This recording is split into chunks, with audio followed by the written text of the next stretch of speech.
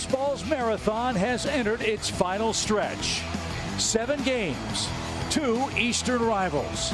A 10.5 game deficit is gone. A 5th straight division title is up for grabs. The marathon is now a sprint to the finish, and it's next on Bally Sports.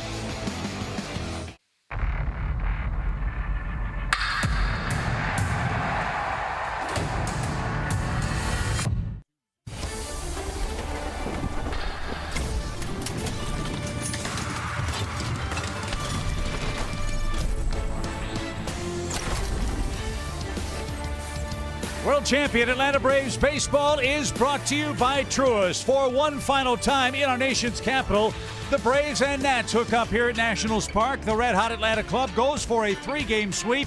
And can you believe it? A week of regular season baseball is left. We've got a flat-footed tie in the National League Eastern Division race. Hi again, everybody. Chip Carey, Jeff Francoeur. Paul Bird will be along in a moment. Great comeback win for the Braves in Game 2 of the series. And, partner, one reason why Atlanta has moved to the top of the division, they are taking care of business with some D.C. dominance. Well, I'll tell you what, that's exactly what you have to do. They're on the schedule, and you got to win these ball games. That's what the Braves have done the first 2 nights here. But not only that, all season, as you see, they're 14-4.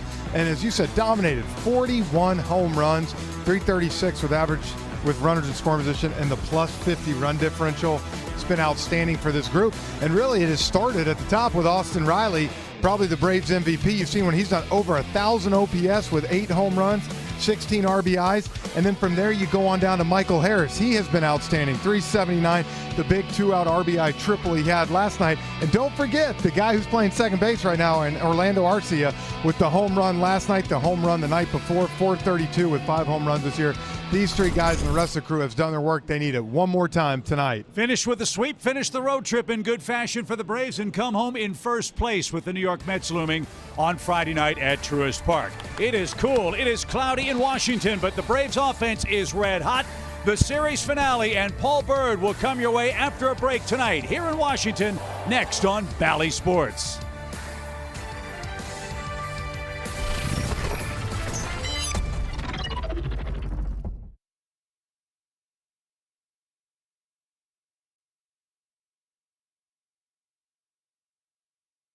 Swing and a drive by Ronald. A line drive, and we go back to back. Another missile hit by Acuna. No doubt about it, a 2-homer game.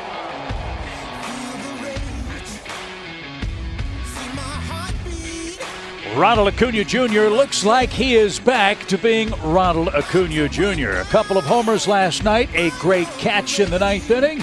That helped spark the Braves to a comeback win in Game 2 of the series. 8-2 final score pulls them into a tie with the New York Mets. Here is your Toyota starting lineup as the Braves go for their 5th straight victory and a 3-game sweep. Ronald first, Dansby second, Michael Harris hitting third, Matt Olson fifth, and Robbie Grossman, the Braves' designated hitter, will bat ninth. And Josiah Gray is on the mound for the Nationals. Gray 7-10 on the season. Yeah, Gray, their big piece from the Trey Turner, Max Scherzer trade last year. Look, when he's on, he's been able to do stuff, can get erratic, and has given up the long ball. So with that in mind, on this chilly, blustery night, my friend, what are your forward keys for the Braves to head home with a share of first place? Well, partner, you helped me out on this one, the first one. Patience and power. 64 walks this year he's given up, and he's given up 37 long balls. And from the other side, for Jake Odorizzi, give me 5. We saw Kyle Muller yesterday, 4 2/3. You got a chance to get through 5 with the lead and turn it over to a well-rested Penn with an off day tomorrow and get a sweep. Put that pressure on the Mets. The Braves saw Josiah Gray in April. He went 5 innings, gave up 1 hit in that game, and picked up one of his 7 wins on the season. Last 4 games, though, this young man has given up 18 earned runs in 19 1/3 innings. So perhaps the right guy at the right time for the Atlanta offense, which has started slowly in the early innings in the first 2 games of this series. Let's see if Ronald can start things with a bang tonight. And we are underway. Strike 1 for the Braves leadoff man.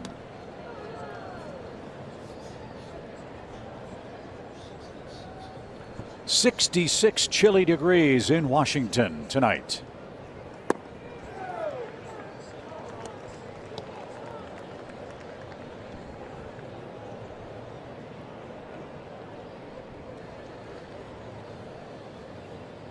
Gray ready. His 1-1 pushes Ronald off the plate. And he's ahead 2 balls and a strike. Chad Whitson is the home plate umpire. He was the man that had a whole lot of umpire reviews at first base last night. Quite a few. The 2-1 pitch is high. Here we go. Ball 3. So already, Jeff, some of that patience you were hoping for on your Ford Keys from Acuna. Hey, you wonder too with a young kid like this if it, it's late in the year, if he gets tired at this point. Arm starts to drag. There was some talk about maybe shutting this kid down. They were hoping to have Mackenzie Gore make a start. He came over in the Juan Soto deal. He's been dealing with elbow issues, so it's still Josiah Gray's spot to pitch against the Braves. I think they're giving Corbin a little extra thing. So I mean, with what their starting pitching's been, kind of no choice but to throw him. Swing and a high towering fly ball to left. Called back to the edge of the warning track, and Ronald just missed it. A sky high fly to left gets the game started here in the first inning. 1 up, 1 down.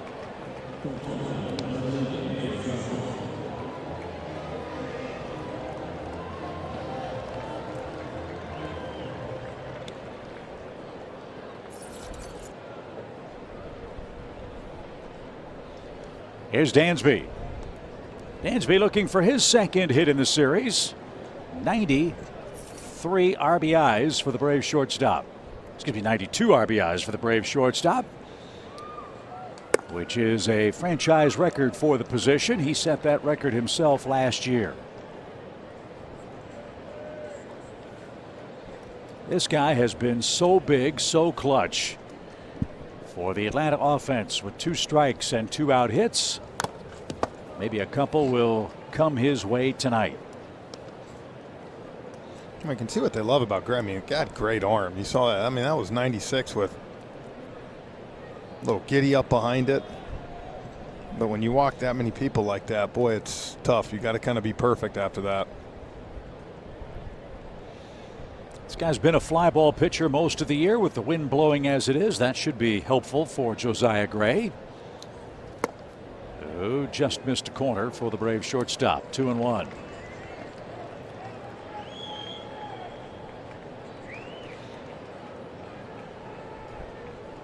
See that fastball slider.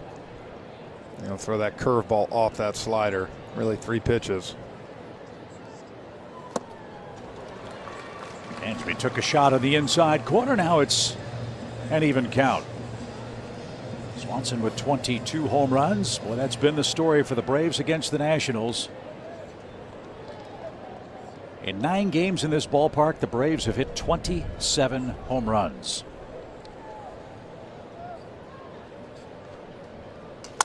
A little tapper off the end of the bat. Might have broken his bat. Abrams, quick release, got his man. Good play. 2 outs.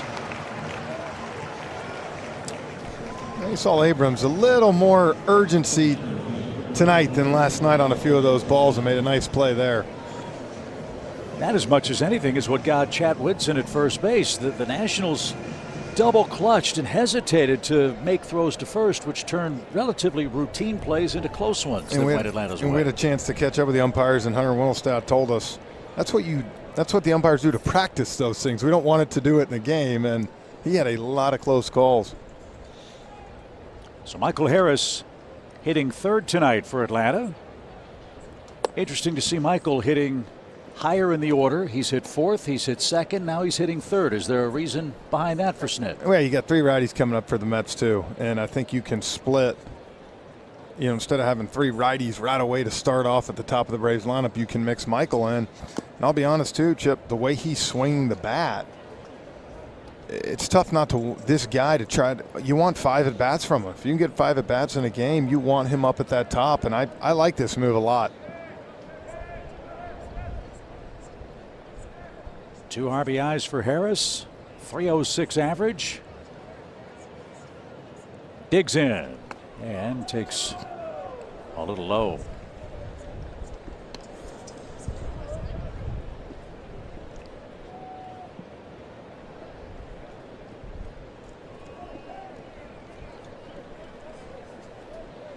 The 2-1. There's a good breaking ball. It's 2-2. In game one, the first 10 hitters were, 10 of the first 11 hitters were retired by the Nationals. Last night, the Braves were 10 up, 10 down to start. But in the fourth inning, their fortunes turned dramatically as Gray works with 2 strikes and 2 outs, and Harris chased it, and that will retire the side. The Braves are down in order in a scoreless first inning. Jake Odorizzi goes to work.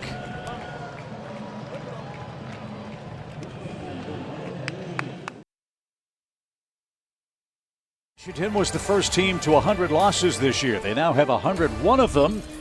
And it's been a rough year for Davey Martinez's club, which has won just 15 games within the division. Their Toyota starting lineup features Lane Thomas in right, C.J. Abrams at short, Joey Meneses, the former Braves farmhand, hitting third. Luke Voigt had a couple of hits in last night's ball game. And as you mentioned, Jeff, this is a big start for Jake Odorizzi. Got to keep momentum going for the Braves. Need him to pitch effectively against this rebuilding Nationals club tonight. 100%. And what you'd like to do is see him go after guys. We've seen it the last 2 nights. This team will put the ball in play, let your defense work. You don't try to kind of paint too many corners, attack.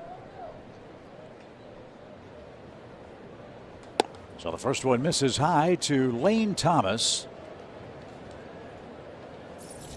The Nationals leadoff man. Thomas has a couple of hits in the series.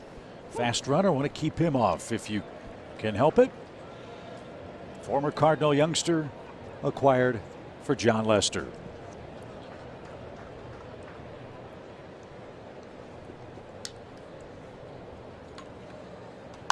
And it's driven out of play to the right side foul. 1 ball, 2 strikes.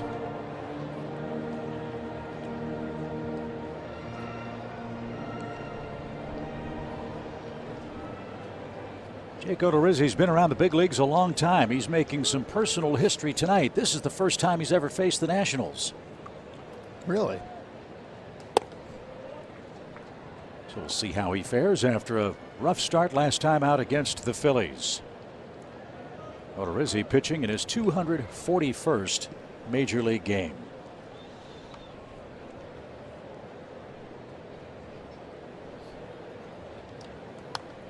And that's fouled back to the screen. 2 balls, 2 strikes.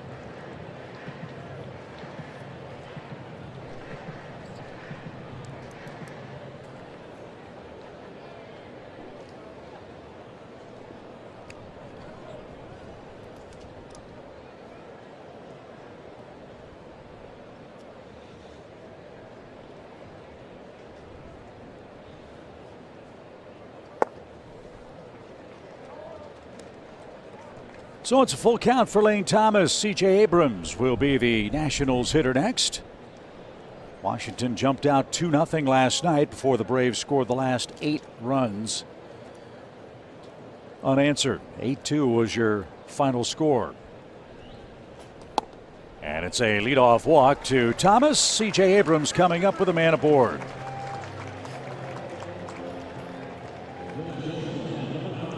I would imagine in times like these, Jeff, with so much on the line with every pitch, no matter the opponent, the leashes for any pitcher, starter or otherwise, is going to become shorter by the minute. Yeah. I mean, look, at the end of the day, you have 7 games left. With what Bryce Elder did the other night, you know, resting that bullpen, you know, in a perfect look, you don't want to have to throw that bullpen really early in this ball game, but you also want to give this team a chance. And for Jake, he's got to be able to throw strikes. Go after guys. That's one of the things that cost him up in Philadelphia. 3 walks, 8 runs, 10 hits in 4 innings of work. So time to turn that around and finish the road trip in a good way for Atlanta. Austin Riley even with the bag just in case Abrams tries to bunt again. And a squibber hit to deep short. That's going to be an infield hit. There's some tough luck, but a walk and an infield hit sets it up for Washington with nobody out. Yeah, that's a tough break. He made a good pitch and you got a broken bat. He just happened to hit it to the one place he ain't going to throw anybody out. Change up, tailing away. He got soft contact.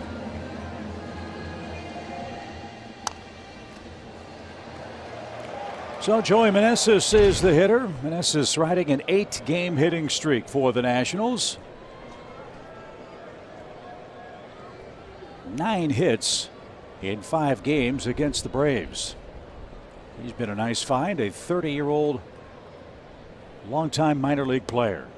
Getting a chance in the show for the first time starting August 2nd, and he's thrust himself into Rookie of the Year votes. With those impressive numbers, Jake could use a strikeout or a double play here with 2 on, nobody out.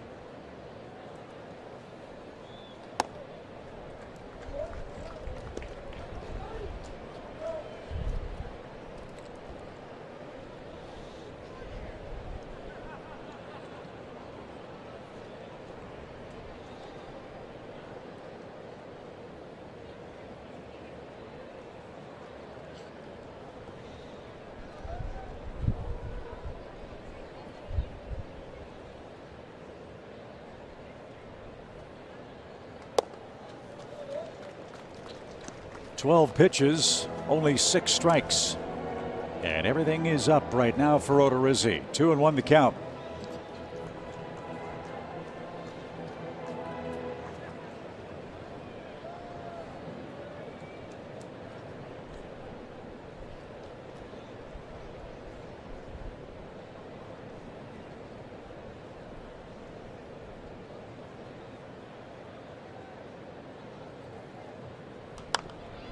Back even now, 2-2. See if he can find a way to get a ground ball here. Not great speed for Joey. Might have a chance for a double play.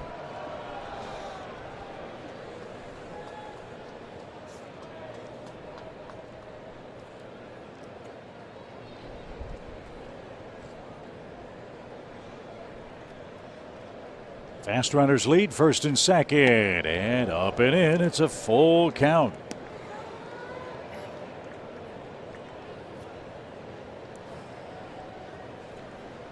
Odorizzi went full on Lane Thomas, walked him. He's gone 3-2 to Meneses with runners first and second.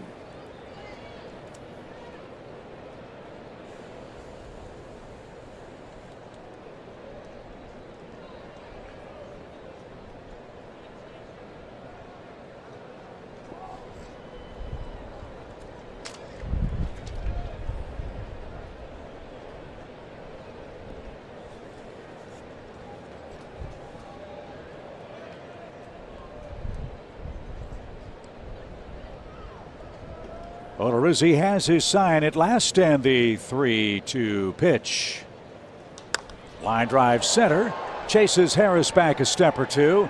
He'll settle underneath. Runner's going to try to go to third. The throw is going to be close and just an eyelash late. Wow. Great throw, but the speed of Lane Thomas beats the rap at third, and they're at the corners with 1 out. Man, to see where Michael was out there, there's not many people that can make that play even close, and he was able to do it right here with a good throw. Kind of one-hopped, and you see Thomas just sneak in under the tag.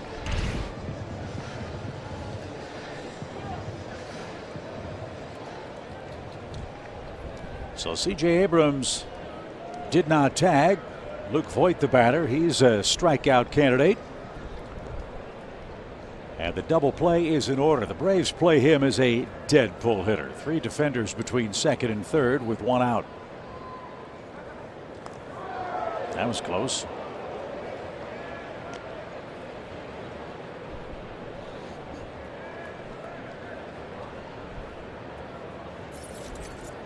Voit has struck out 167 times this year.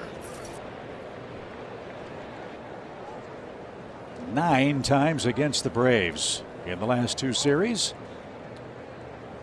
The pitch.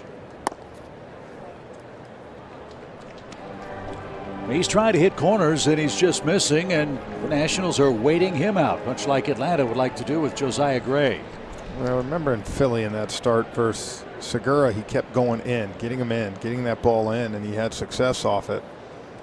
got to find a way to get something to these righties so they're not diving out over that plate. Another shot to center. Harris comes charging in, gets behind this one too. He'll concede the run. It's a sacrifice fly for Voit. And the Nationals strike first. They cash in the leadoff walk. It's 1-0. Well, and smart play here by Michael Harris, because if he throws that ball towards home, C.J. Abrams is on first base. He was gone. He was going to tag, and so now you keep him on first base and you give up the run. And that, he saw Thomas's speed on the throw to third. He knew that he wasn't going to get him. So Voit's 66th RBI, and that'll bring up Luis Garcia.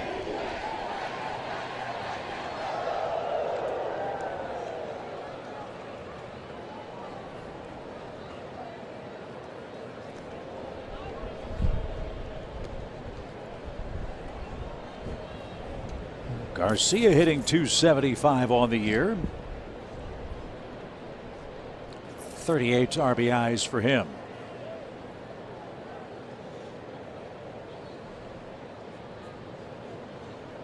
Looks like he and C.J. Abrams will be the up the middle combo for the Nationals as they rebuild in 2023 and beyond.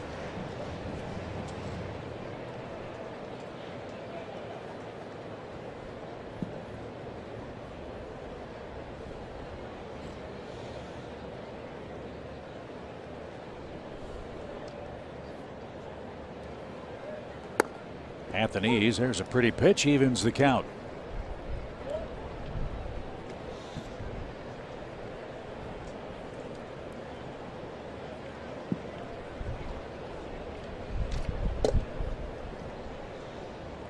Odorizzi with a little bad luck. An infield hit cost him a base runner, but the problem started with a leadoff walk.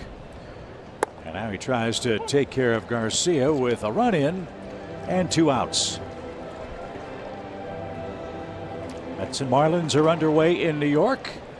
That is Taijuan Walker and Jesus Luzardo. They are scoreless. Heading to the second inning at Citi Field. Here it's 1-0 Nationals in a long bottom of the first.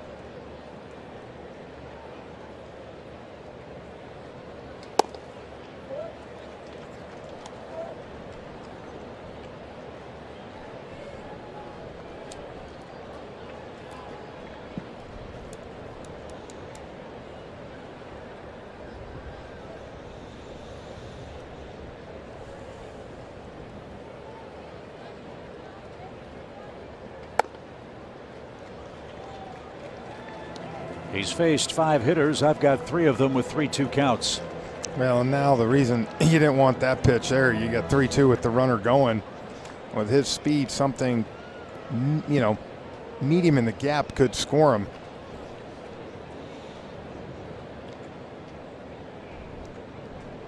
Abrams leads. There he goes, and that misses inside. It's the second walk of the inning. And Ildemaro Vargas is coming up with 2 on and 2 out. And the other reason you didn't want that, Vargas has hit the ball hard all this series. Probably actually been their best hitter the first 2 games here in Washington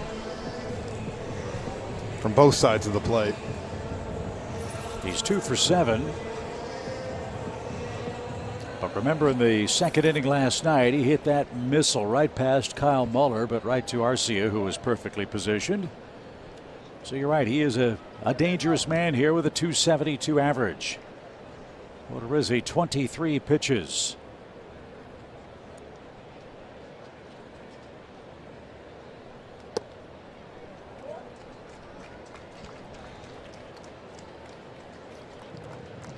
More balls than strikes for the veteran right-hander Jake Odorizzi.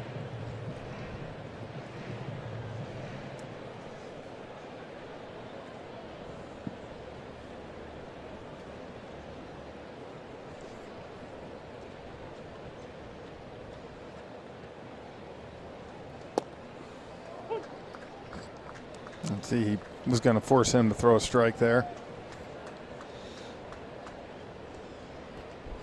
Remember, when we were in Philly, Jake did a good job against the left-handers. I think all 5 of his strikeouts were to the left-handed hitters. It's the right-handers that gave him problems.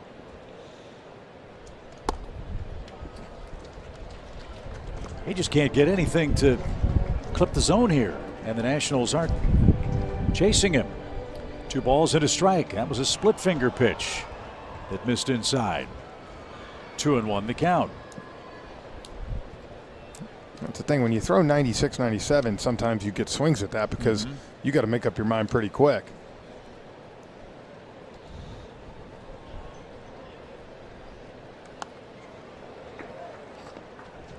Got a foul ball on a pitch up in the zone there. It's now 2-2.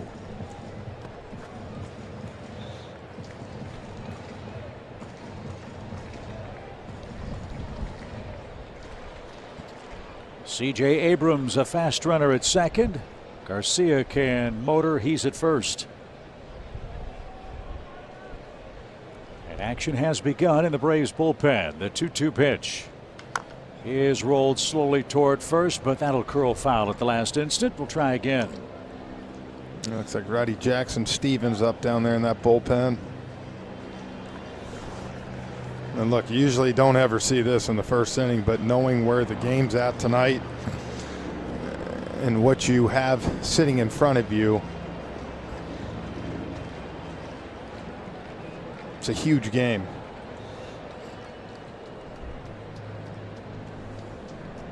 Odorizzi about to make his 29th pitch.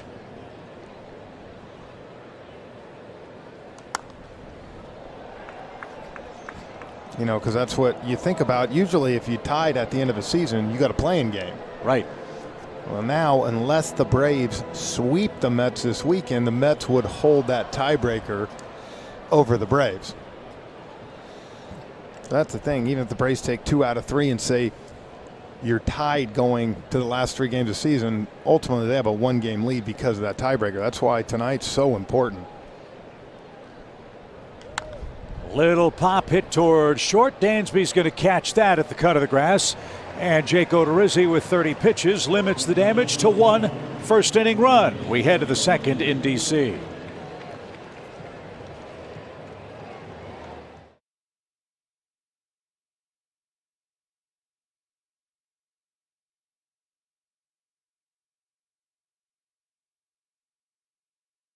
Takes an early lead in Game 3. Braves fans, A-List memberships are on sale for next season. A-List members get a variety of perks, including your chance to have up to 3 ticket partners to share your memberships, making it easier to split your tickets between friends, family, and within your business. See all the information on membership options for full and partial season commitments by going to Braves.com/A-List. Austin Riley leads off for the Braves in the second. Austin looking for his first base hit of the series. He's been getting on base. Been getting a lot of walks, hit by pitches. Yeah, 3 walks and a hit batsman in the first 2 games. And Gray with a 1-0 lead, pounding the strike zone. He is ahead of the Atlanta third baseman, 0-2.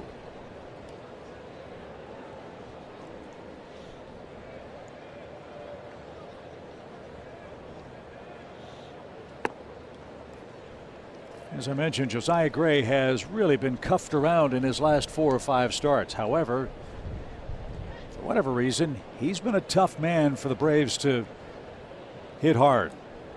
3 games, a 2.25 ERA.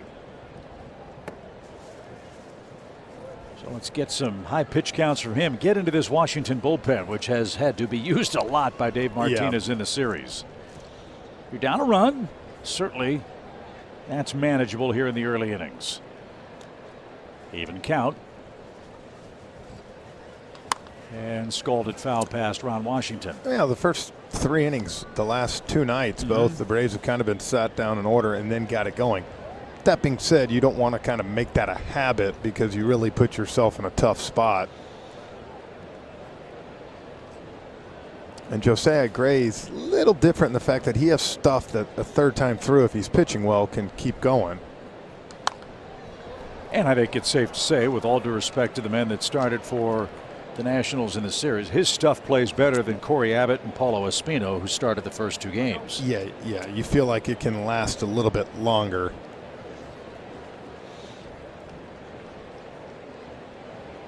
So Riley making him work. 2 balls, 2 strikes. And this one on the ground. Vargas, nice play. Long throw, and the stretch in time for out number one. Well, Vargas made a play that usually Austin Riley is making on hitters. Give him a lot of credit. That ball was right on the line. And then he had to stop, make a long throw to get Austin Riley. Already tonight, last night we saw the Nats really sloppy in the infield. Tonight so far, two nice plays by Abrams and Vargas. So 1 up, 1 down for Matt Olson. He's resurgent. Olson's got a home run in this series. And takes one over the outside corner.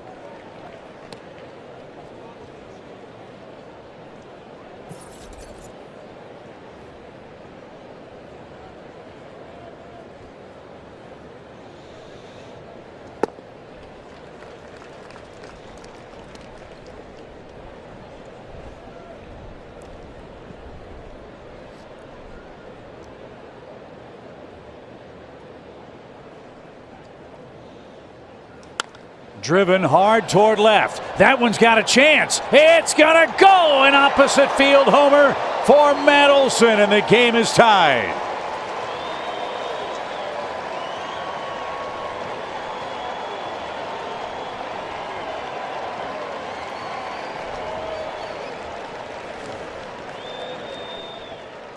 Well, 2 strikes right here, Chip. And what have they been doing to get him out? They've been trying to go up and away with fastballs. And now you're seeing that bat speed come back, him catching up. If that's last week right there, that ball is probably swung through on and missed or popped up. Instead, this one driven into left field. Let me tell you, it's chilly. The ball's not flying. That ball was hit well. So Gray's reputation has come true. That is the 38th home run he's given up this year. That's 38 home runs in 143 innings. That is not sustainable, quite obviously. And you throw in the walks, too. That's what'll kill you. So the Braves' first hit leaves the ballpark. We're tied 1 apiece. And Travis d'Arnaud, your batter, his first action of the series. So Matt Olson having a nice road trip.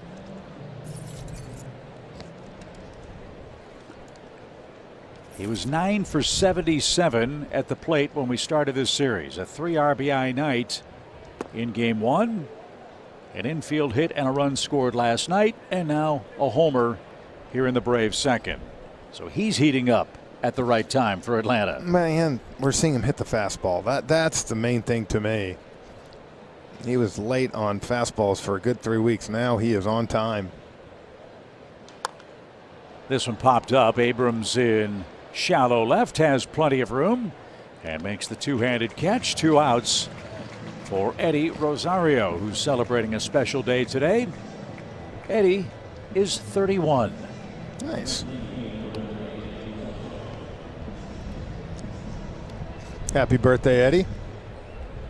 You wished him a happy birthday in Spanish on the bus. That was really kind of you. He didn't even giggle at my terrible accent. I was really proud of that. But it is a happy birthday for Eddie. He's swinging the bat well, partner. The last 25 games, he's flirting with a .290 average. This is the guy we saw in September last year and deep into October as well. I think you're also realizing what he went through early with the cornea and everything in his eye. I mean, look, if you're not seeing the ball, you ain't going to hit in this game. It's tough enough to begin with.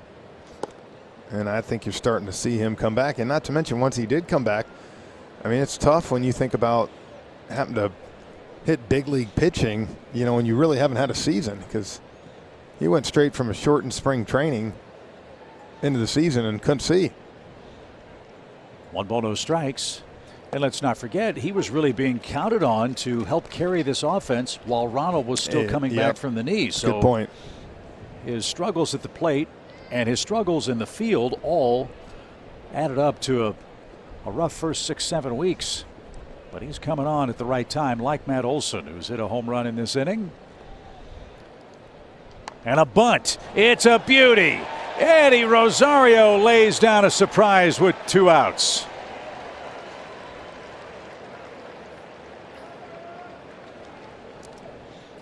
Love that. Wow. Shift was on.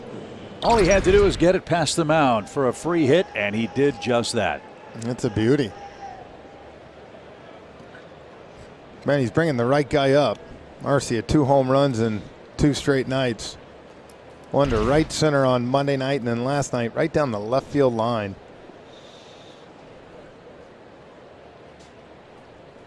Seven home runs in his last 8 starts here at Nationals Park. As you said, every hitter's got a place where they just see it well and do well. For Orlando Arcia, this is that place. Usually doesn't matter who's pitching either. You feel good here, you can hit anybody.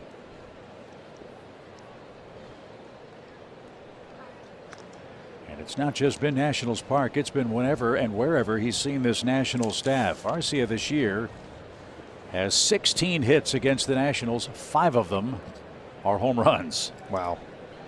So big time contact to damage. The pitch.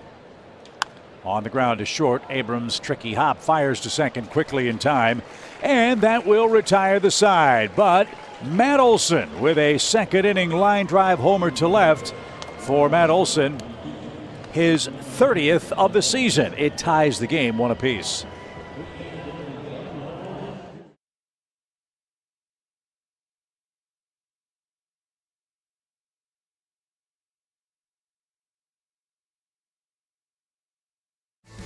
World Champion Braves Baseball is presented by Truist. We join you from Nationals Park. Jeff Francoeur, Chip Carey with you. Paul Bird down by the Braves dugout tonight. Matt Olson's homer has tied the game as we head to inning number 2. Let's see if Odorizzi has an easier time. Through 30 pitches in the first inning, a leadoff walk led to the first Washington run. This is Alex Call leading off, and there's a good start. A first pitch strike.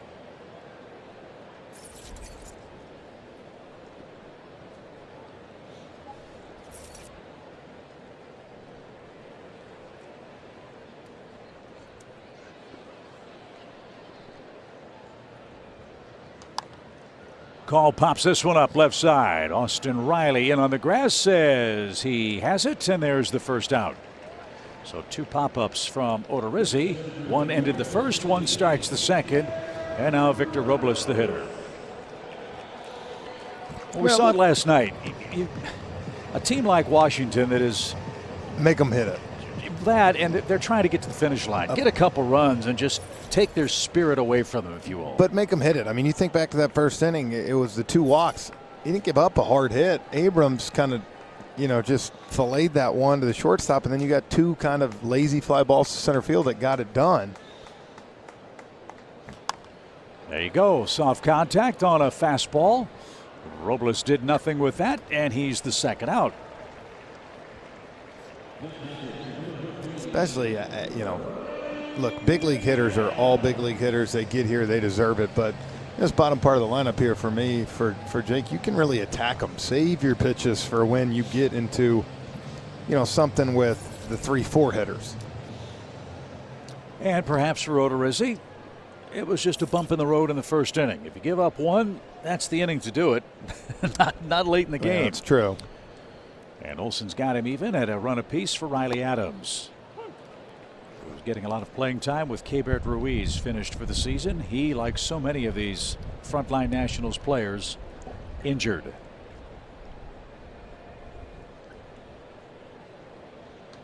Another pop-up. Wind might push this one into the Nationals dugout. Olson slowing. He's got room. He's got it. Jake Odorizzi breezes through the second inning on 5 pitches, and we're tied 1 apiece.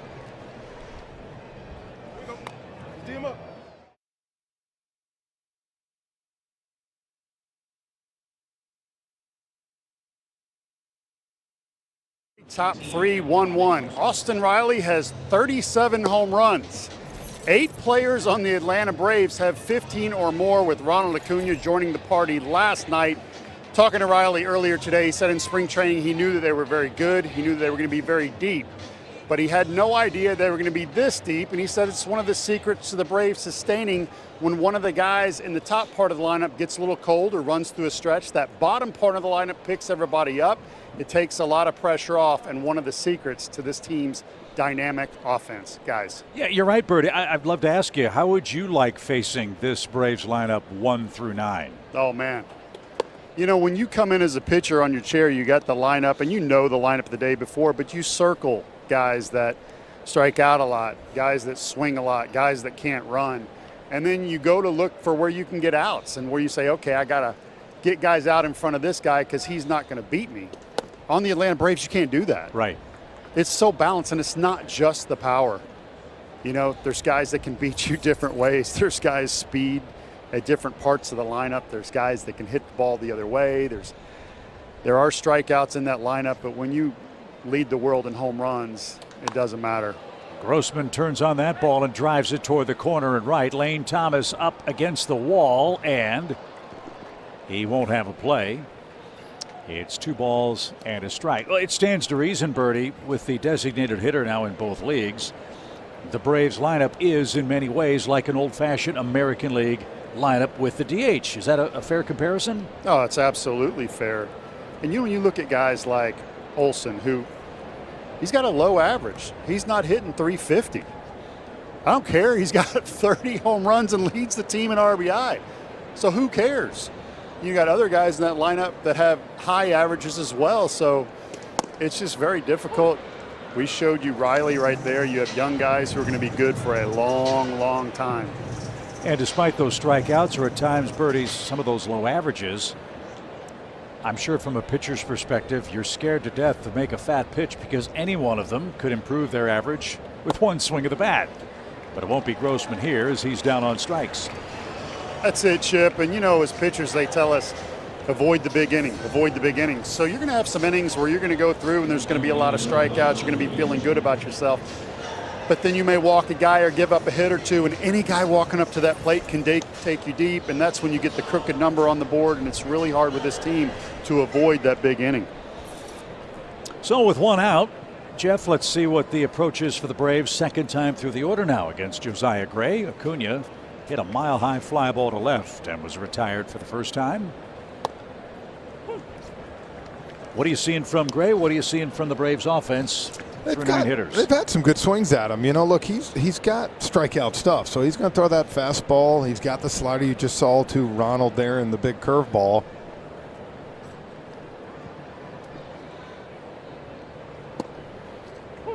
You know, and another slider there. That one kind of backed up, but look, you've seen Matt Olson hit the 38th home run that he's given up this year. He's going to make a mistake, and when you have this many good hitters in the lineup, you eventually figure someone's going to break through, if not a couple guys.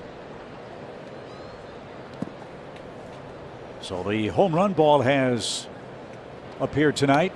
Now we just need a couple of bases on balls and a home run. Get a crooked number against this kid,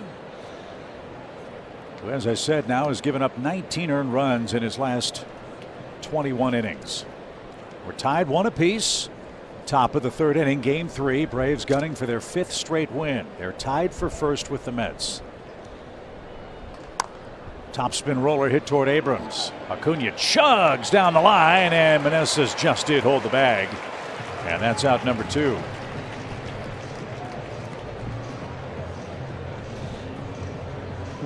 That young man's going to really help their pitching staff with his good work defensively, much like Dansby helps our staff.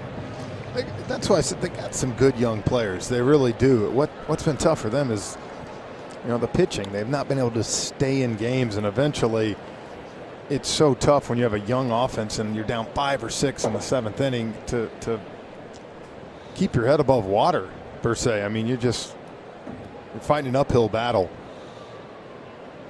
Dansby grounded out his first time up, and this one on the ground to 3rd.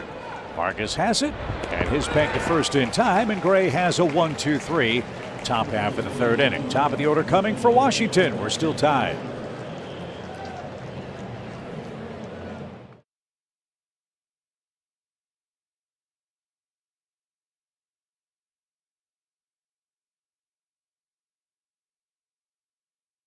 The Braves are in the playoffs, as you know. They'll make it either as a wild card or the Eastern Division champions, and we will have you covered throughout the postseason here on Bally Sports.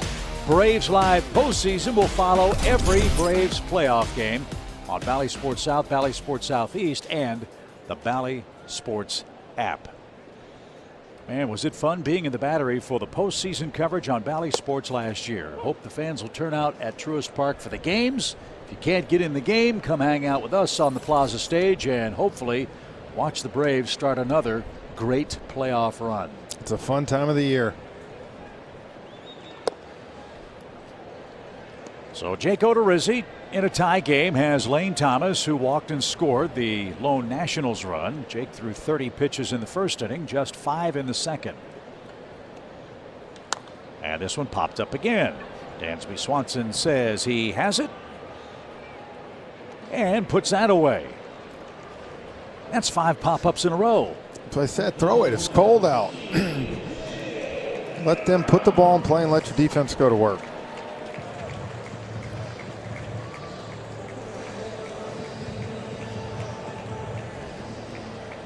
Abrams, an infield hit. Braves still play him as a pull hitter. Riley even with the bag at third base. Just the 5th hit for Abrams against the Atlanta staff this year. Remember, he started the year with the San Diego Padres.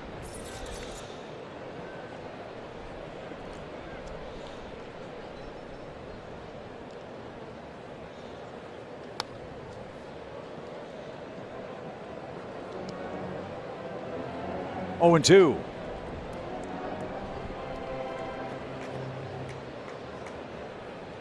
Abrams having a nice September, hitting over 300 for the Nationals.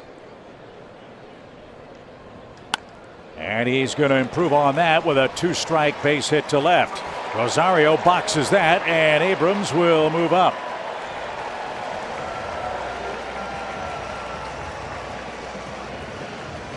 I would imagine that's going to be a single and an E7 because I think Abrams, the way Rosario's cutting that ball off, and you wonder too, though, not trying to make excuses for anybody, but you see that ball was tomahawked, but Rosario's going over there, and that's all that new grass right there. You know, and you wonder a little bit if it bounced true to what you're used to. Yeah, remember we talked about that in the first game of the series. They had a big Elton John concert here and took all the old turf out. The giant staging really wrecked the center field grass here.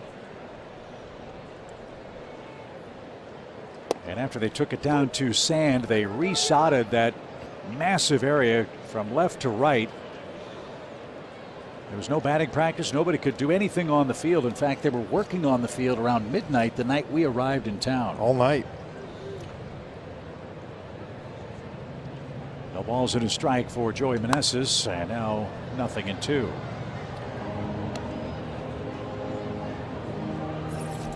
You talked with Michael Harris about it, though, and said there really wasn't that big of an issue for him. he said, but I also asked kind of on the running side of it, so I don't know, if the ball's staying true to form when it bounces. Well, Rizzi way ahead with 2 strikes. Abrams bouncing around at second and upstairs with a fastball. 1-2 the count. Washington a run on 2 hits. Well, Rizzi has walked 2 men in his first 2 1/3 innings of work.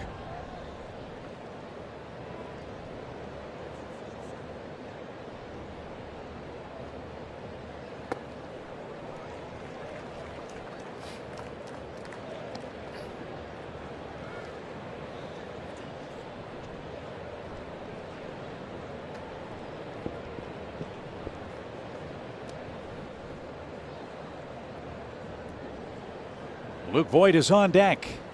Fast runner at second with a 2-2 count and 1 man out.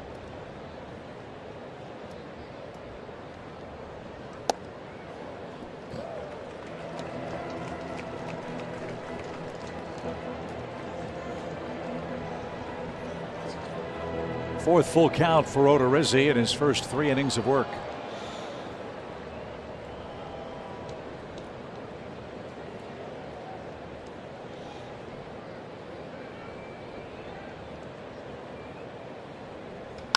Fly ball well hit center.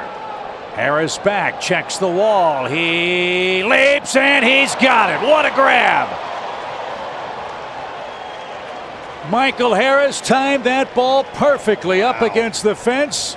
He takes away a hit from Meneses. Runner at third and 2 men out. Boy, I couldn't tell the way he was going after that. Looked like it might have was going to get out or at least high off the wall, and he timed that perfect. See how he uses that other hand too, knowing exactly where the wall is.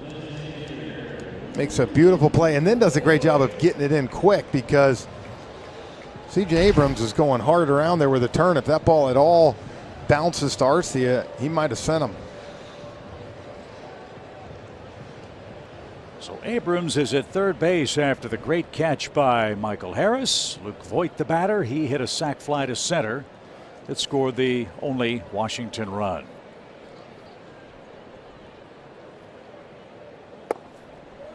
And that's downstairs. 1 ball, no strikes. Voit, a 21 homer man, now 66 runs batted in. He's 0 for 5 in his career against Odorizzi in the big leagues. And that one hammered down the line, but well foul. It evens the count. They're in the 4th inning in New York. Marlins nothing, Mets nothing.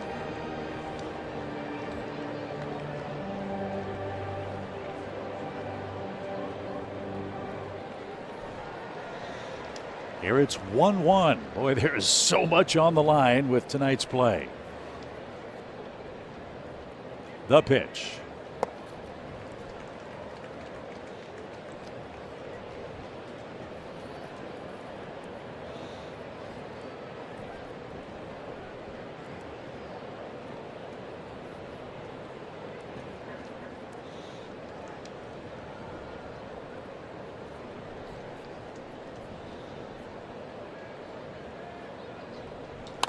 Lined, and it's 2-1.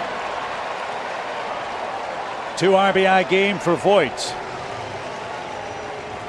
So the Nationals take advantage of an error in left, and Luke Voit with a 2-out hit makes it 2-1.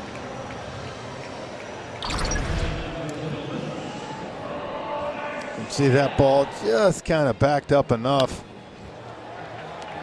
He top spin it right over Dansby's head.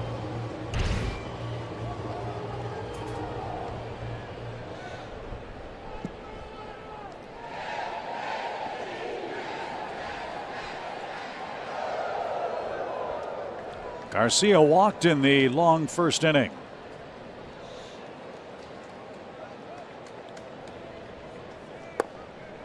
So a hit with 2 strikes from Abrams. Then the error advanced him to second. Meneses with the deep fly ball to center. Without the error, you might have first and third here and 2 outs, maybe. But credit Voit with his second RBI of the game. And that's outside for Garcia, even count. 1 ball, 1 strike. I would say most of these guys in the lineup, Abrams.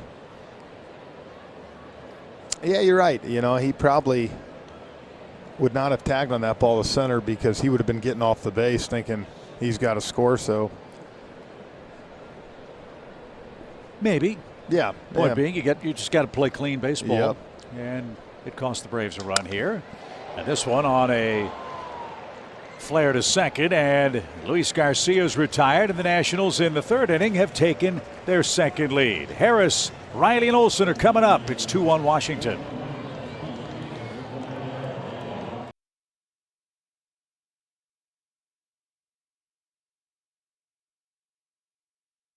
Top 4, welcome back. Michael Harris II is walking up to the plate, hitting 3-hole tonight. Talking to Brian Snitker before the game, he says, Paul, this is where his future lies. As a 2-hole or a 3-hole hitter, he's very complete. He's very balanced. He hits lefties. He hits righties. He shows power. He can go the other way. He can pull the ball. He's got speed. And as Frenchie indicated earlier, I want those extra at-bats, the top part of the lineup versus if he hits 9th. Guys. 100% Birdie. The way it's going. And look, you know, one of the top relievers there for the Mets, just looking ahead, Ottavino.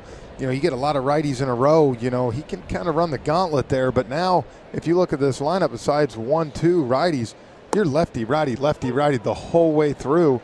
And with the 3-batter minimum, you make it tough on a pitcher. That happened quick, didn't it? Yeah, we said Yeah. he's not going to be hitting 8th or 9th forever. And he's not. Batting 3rd tonight with an 0-for-1 start. The pitch is fouled away. Good news in New York. Brian De La Cruz has just hit a 2-run home run off Taijuan Walker. The Marlins lead 2-0. That game's in the top of the 4th inning. Carlos Carrasco struggled last night. Walker is on the short end early tonight at Citi. Here it's 2-1 Washington. 1 ball, 2 strikes.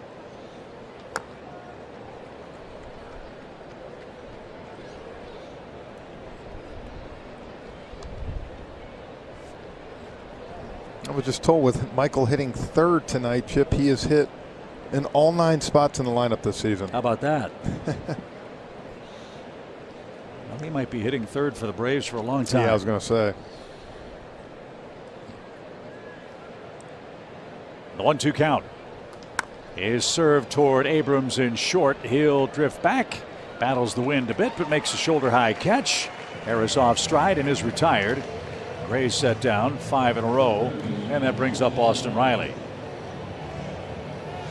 And before Austin comes up, I think just want to say real quick, we're thinking and praying for everybody in Florida down there. Mike Dunn and the whole Braves staff down at Northport. We've been watching all day. It's tough to watch, but we're thinking of everybody. Yeah, Hurricane Ian making its way across the Florida Peninsula tonight. As Austin Riley is your hitter, and he takes strike 1.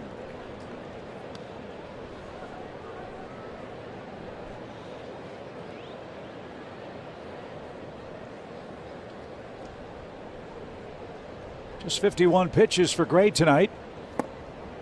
And he's really had all of his pitches working. Nothing that the Braves are able to cross off the checklist yet. No, and really outside, I'm trying to think back, but I believe maybe Ronald to start the game was the only 3-ball count he's might have had tonight so far. Maybe one other, but it's been pretty efficient. So no walks for him yet. No. And that's been a huge problem for him. But not yet tonight, as Riley awaits a 1-2 pitch. Matt Olson, who homered for Atlanta, waits on deck.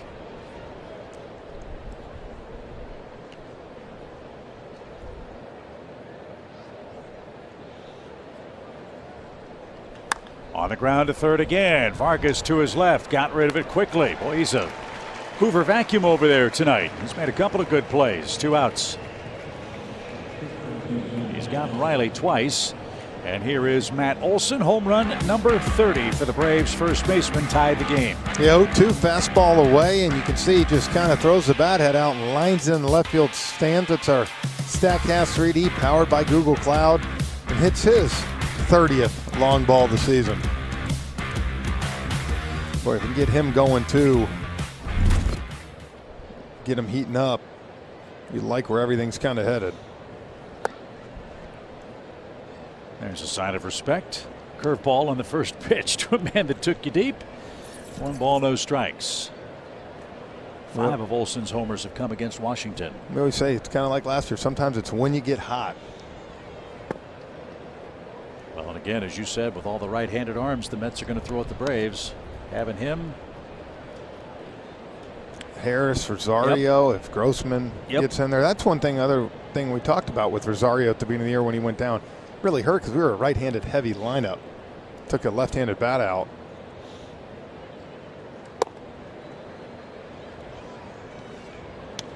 So there's one of those 3-ball counts you were seeking from Josiah Gray.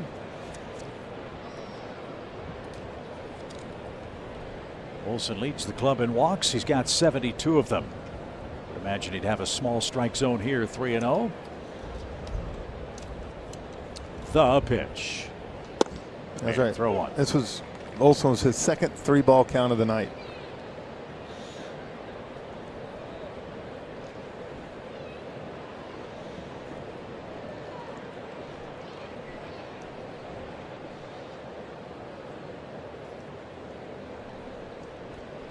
Swing and a high fly ball to right.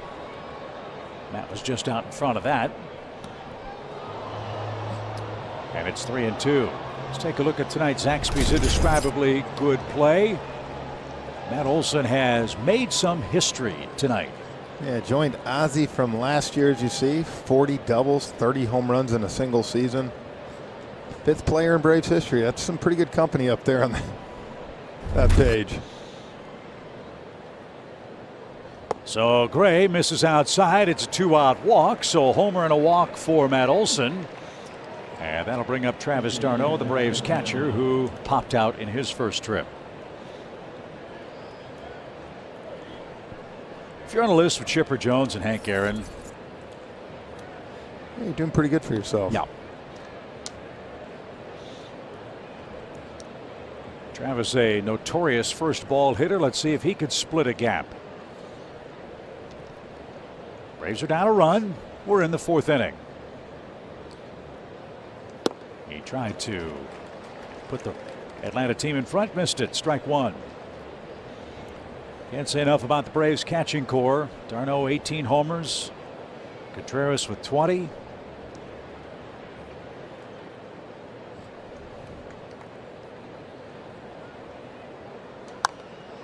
Pop up over by the Nationals dugout, but that's out of reach. It's 0-2. Not surprised at Travis's offense. He's a silver slugger, you know. And this year, 58 runs batted in, a .273 average entering action tonight.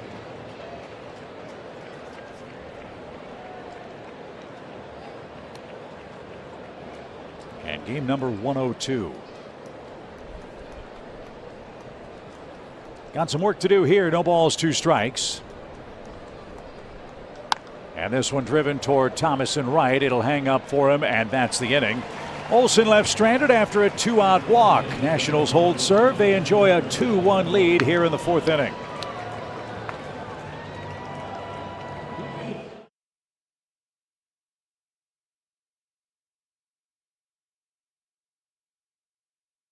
Braves Baseball is brought to you by Toyota.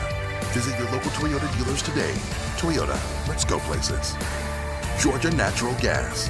Live the greener life. And by the Georgia Lottery. Today could be the day.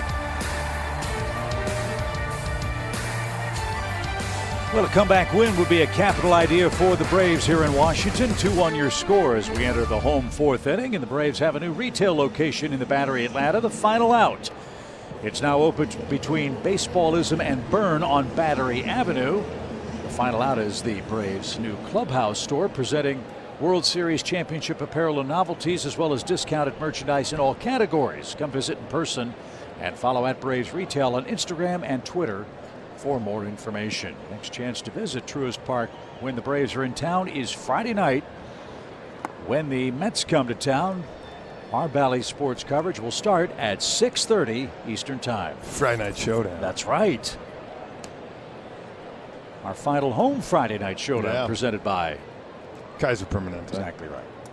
Ildemaro Vargas leads off the 4th inning. He's 0 for 1 with a pop out.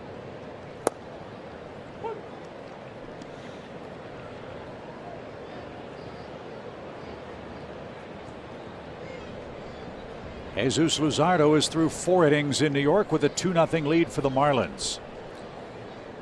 This one on the ground to Matt Olson. And a perfect flip to Odorizzi for out number 1. And here's Alex Call.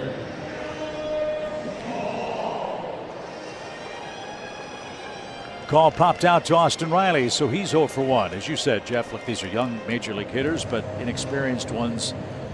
To be fair, this I would think is a place where Odorizzi really wants to bear down and get quick outs. Well, you saw him do it the first time around, and that bottom of the 2nd inning. And a quick, 5, 6, 7 pitch inning. Got 3 fly balls.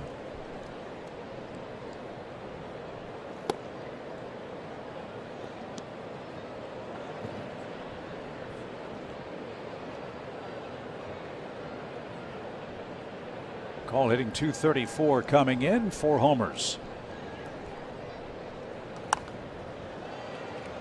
And a ball and a strike.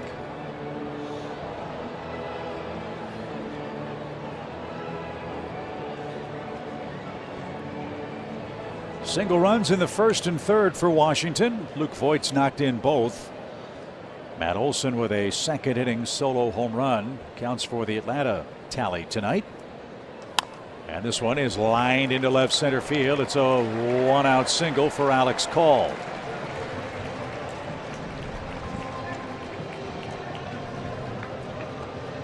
Before we get to Robles, let's take a quick message from Landmark. To celebrate our 40th anniversary, Landmark announces 40 days to save. Nobody beats the Giant. Nobody. Always the best deal. Always. Jake back to the stretch after the fourth Washington hit of the game. And Victor Robles, your hitter, he flied out to right.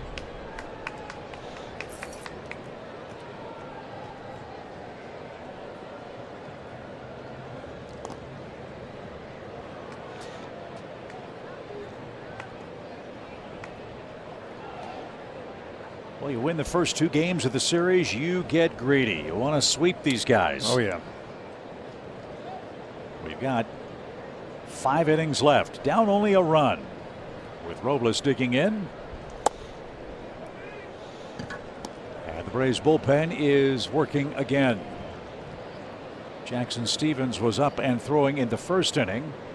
Now it looks like Jesse Chavez is warming up in a hurry. That's because the top of the Nationals lineup is lurking, and they've had the best of Odorizzi so far tonight. Runner goes, got a good jump, swing and a miss. The d'Arnaud throw is off the glove of Arcia. And Alex Call is in safely with his third stolen base. Pretty good throw by d'Arnaud, but Call got a great jump over there at first base. He had a good sized lead.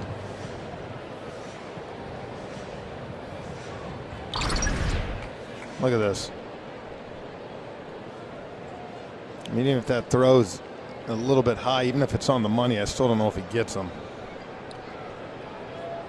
Lots of choppy steps for Cole, but he got there in time, and he's in scoring position for Robles, who rolls toward third. Riley can't handle it. Dansby backs him up. All hands are safe. Austin's had a couple of those on this road trip. That's a play you usually see him make, and I think on this one right here, I know he kind of charged it. I think if looking back, he had time. Watch this. See, Robles doesn't get out of there quick. He could have waited for that extra bounce. But the only good news with that is that with the ball going straight to Dansby, the runner had to stay at second base. That's ruled an error on Austin Riley. Double play in order for the Washington catcher. The Braves have made 2 errors tonight in the first 4 innings.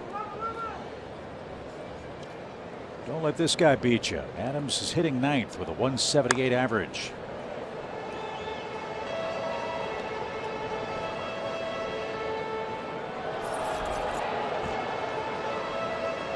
He's wrapped into 2 double plays this season. This would be a perfect time for the third one.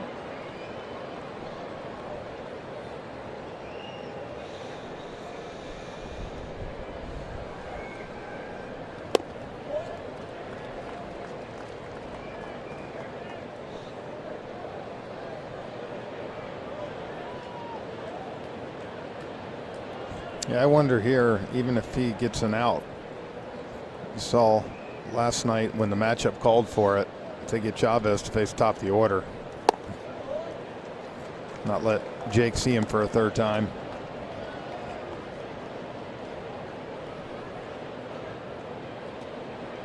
Jake was up in the strike zone in the first inning when he had a couple of walks. He's given up a couple of hits up in the strike zone in this game, and his last 2 pitches missed high to Adams. 2 balls and a strike. Runners take off. The throw to third is going to be in time. Alex Call thrown out at third base. Washington's going to take a look at this. A bang bang play. Hunter Wendelstedt said Alex Call was tagged out. Yep, and they got him. Beautiful throw. Try the old double steal, and You know, it was a great break, too, for Travis there as that pitch was boring down and in, so it really helped him get to where he needed to go. Ooh, not so sure he didn't get his. And I just got him. It was bang, bang, but good throw. So that's the second out. Adams ahead in the count, 3 balls and a strike, and now 2 on with 2 outs, and Lane Thomas is the hitter. Out of the dugout pops Rick Kranitz. Or is that? It's Brian Snitker. Yeah. I beg your pardon. We're so high up. Looked like Brian had blonde hair like Kranitz did. So Jake Odorizzi is taken down with 2 outs and 2 on. It's a 2-1 Washington lead. They continue to hit here in the home 4th inning.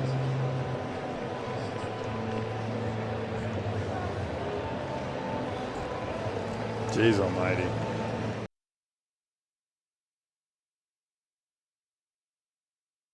Fans, make sure you vote for Tyler Matzik for the Roberto Clemente Award presented by Capital One. That recognizes players who best represent the game through positive contributions on and off the field. Tyler's done great work supporting mental health awareness, as you know. Vote today at MLB.com/Clemente21. Well, as we said, with the importance of every pitch, every out, every game, you get a guy in trouble, you get him out of the game and go to a fresh arm. And Jesse Chavez is the first man out of the Braves bullpen with 2 on, 2 outs.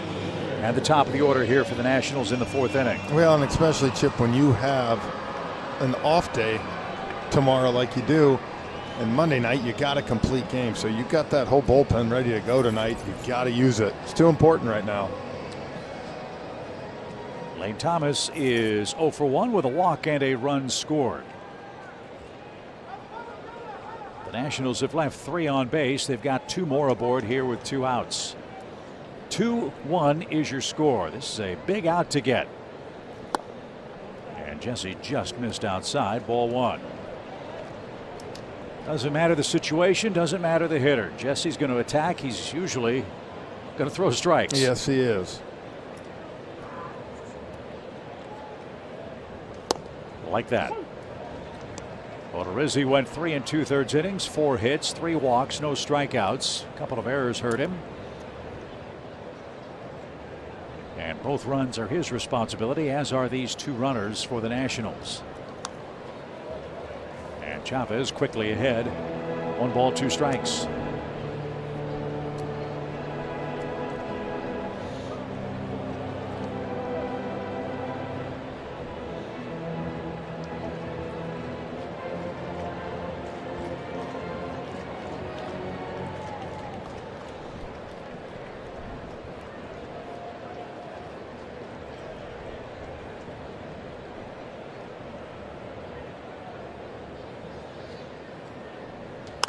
Little pop. Olson foul ground, gives chase, but won't have a play.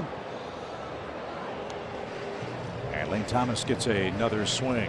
When we get to the 5th inning, Rosario Arcia and Robbie Grossman will be coming up.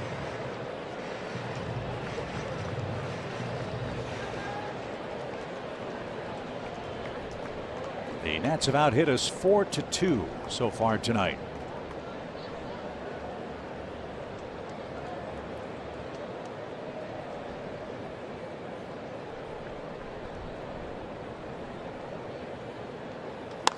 Lined and caught by Matt. Jesse Chavez, a good job to get the Braves out of a sticky bottom of the 4th inning. Lower 3rd coming up. We head to the 5th. It's 2-1 Washington.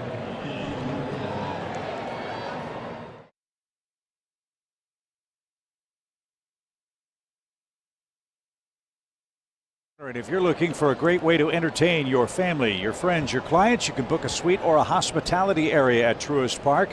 We have spaces that can accommodate between 20 and 150 fans. All you have to do is go to Braves.com/hospitality to reserve your postseason playoff suite. Eddie Rosario leads off inning number 5. It's 2-1. Time to get busy. Eddie has an infield hit. Arcia and Grossman to follow against Josiah Gray. He's given up a run on 2 hits. The run, an Olson homer.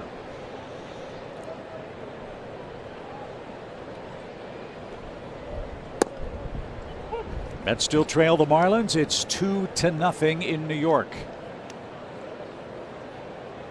The Braves and Mets are tied. If the Marlins beat New York and we win, we'll head into that 3-game series with a 1-game lead. That would be the ideal outcome tonight. Yeah, I would say so. Put a little pressure on them. The Braves have set their pitching rotation: Fried, Wright, and Morton in that order. At Truist Park. Again, our coverage on Friday starts at 6:30 Eastern Time. Fly ball left field, but Call is there. That's slicing away from him. And there is out number 1. Eddie Rosario retired to start the 5th. Well, here's the man who's been hottest at Nationals Park. So hot, he's our Texas Pete Who's Hot feature. No, Chip, you said it. 7 home runs in his last 8 starts here at Nats Park. He's a .358 career hitter in 17 games here. Even away in 31 career games against the Nats, .333 for Orlando. This would be a good time to get going. We're in the middle innings. Braves have 1 run. They have 2 hits. Only one of those hits is out of the infield against Gray.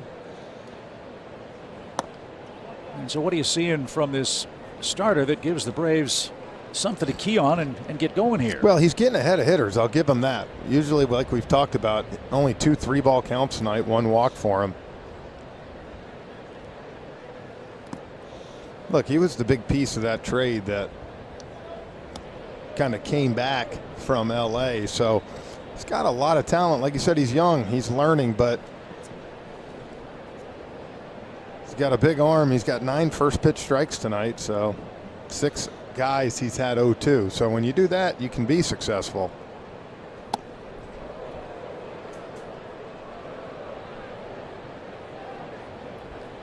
Hasn't had many 3-ball counts. He has one here for Arcia, who would represent the tying run if he can reach with 1 out. 3 balls and a strike. Pop fly foul back toward us. And we'll do it again, 3-2.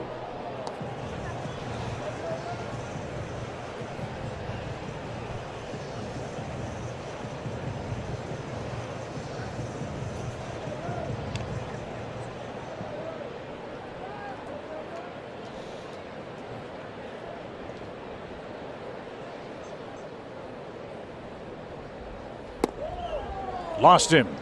A 1-out walk. 2nd walk from Gray. Competitive pitch, but a good eye by Arcia to reach in front of Robbie Grossman.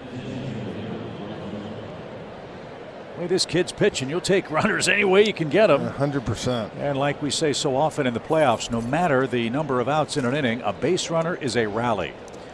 Let's see if Grossman can move Arcia along and bring up Ronald in the top of this Braves order. 2-1 game. Grossman struck out his first time up.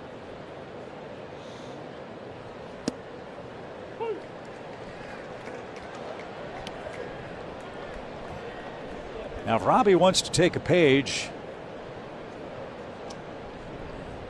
out of the playbook from last night, if he decides to bunt, he's got a free hit. Well, that's true. As they play him to pull. But he's thinking about a long ball. Fly ball right field, but not long enough. Lane Thomas back to the edge of the track. And he handles that for the 2nd out. And Ronald is going to be your hitter. So 2 outs, man at first. Here is Acuna, tonight's Georgia Natural Gas Impact player. Last 12 games, Jeff, he's looking like himself. He's reached base safely in 9 of those 12. And 8 of his 14 hits in those games have been for extra base hits. That's the thing you like too, is that ball starting to jump off his bat, starting to get that power back.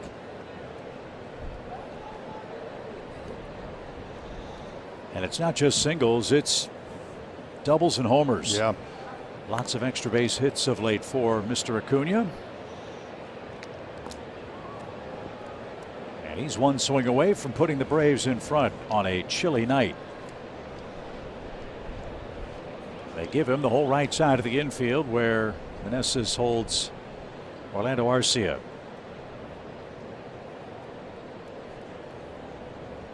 In the dirt.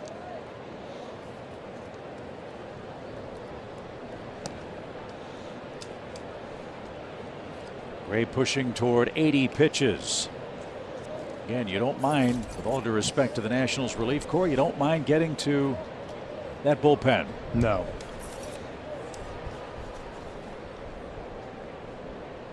They've kept Gray around 85, 90 pitches his last 4 starts. Bullet toward third. Vargas, great stop. Long throw. Meneses handles the hop. Wow, Vargas is looking like Brooks Robinson over at third base tonight. It's a whole different defensive team than we saw last night. He made a beautiful play, saved probably a double and an RBI right here.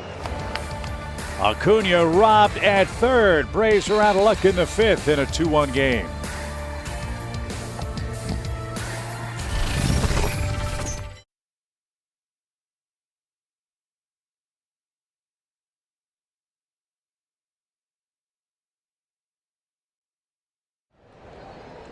Jesse Chavez will start his first full inning. It's a 2-1 Washington lead. C.J. Abrams has been a pest tonight. He has 2 hits. He has scored the 2nd Washington run tonight.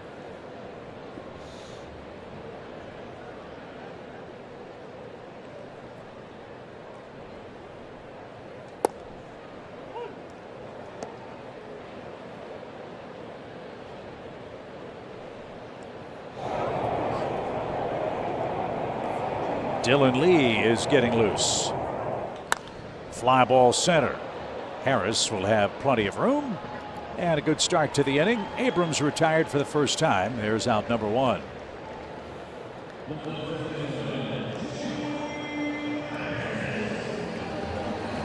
Joey Meneses has flied out twice. Remember, he hit the ball right off the eye on the Geico sign in right center field. That was the great catch. Michael made a beautiful play.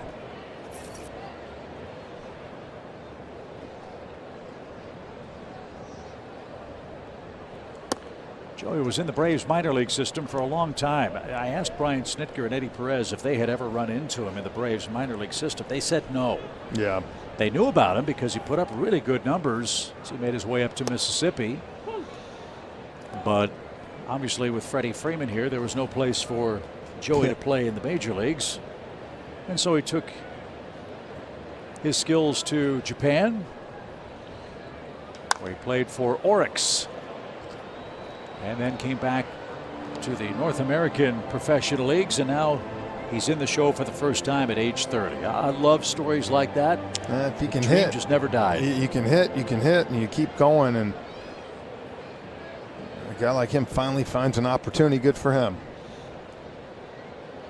Braves shift around toward right with 2 strikes, and that's exactly where he hits it. Orlando's got it. His peg to first is perfect. And Jesse Chavez has retired 3 in a row as we step aside for a quick word from Delta.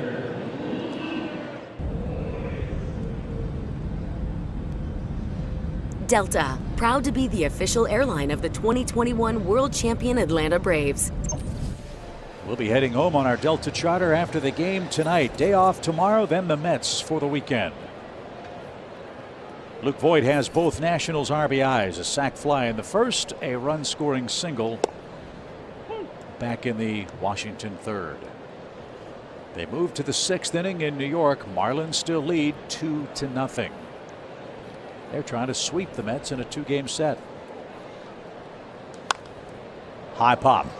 Olsen foul ground over near the railing. He has room and makes the catch. Terrific work by Jesse Chavez. 4 up, 4 down, and we go to the 6th.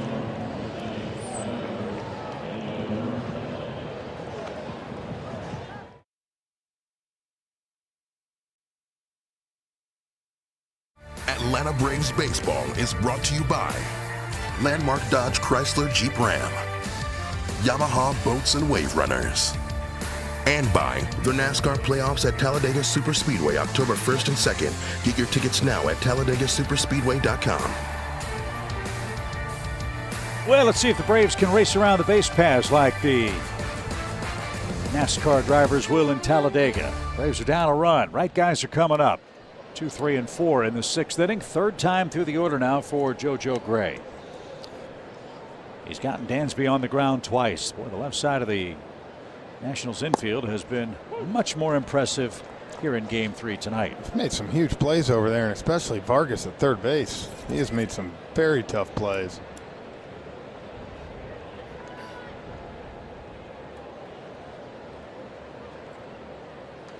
Dansby pops this one up. And Garcia at second. He'll handle that easily. And it's 1 up, 1 down for Atlanta.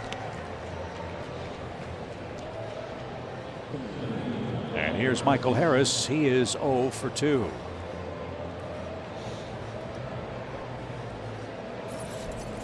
Let's get this kid's pitch count up. Yeah, I know. He's throwing. They got action in the bullpen. Like you said, I don't think they're going to let him probably go past 6 between you and I, just because of the stress, how many innings he's throwing. I think he's throwing about 100 and close to 50 now.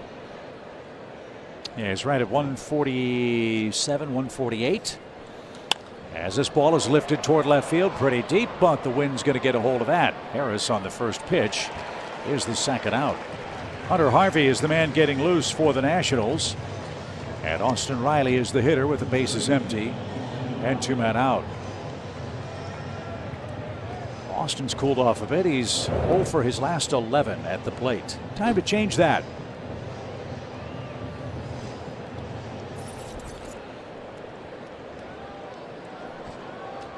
Riley trying to push toward 40 home runs for Atlanta.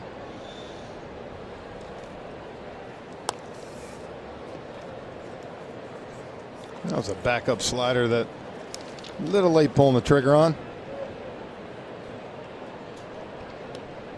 13 Braves have had 40 home run seasons. Austin 3 away from joining that select club. And another roller foul. It's 0-2. This kid's moved the ball in, out, up, down. Change speeds well. And as we said, he has been a tough draw in his brief career against Atlanta. This is his 4th start. He's only given up 1 run on 2 hits.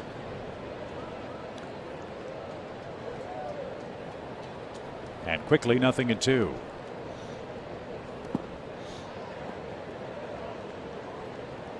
The Nationals' next series is a 4-game set with the Phillies, including a doubleheader on Saturday. The Nationals then finish with the Mets. And if Gray is in line to pitch against New York, well, you hope he is as effective against them as he's been against us.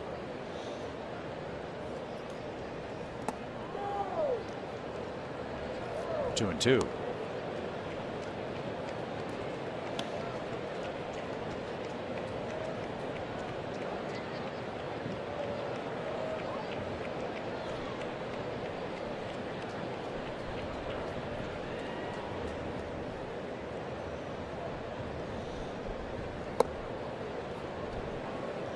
Good eye working it back now. 3-2 after 2 quick strikes against Riley.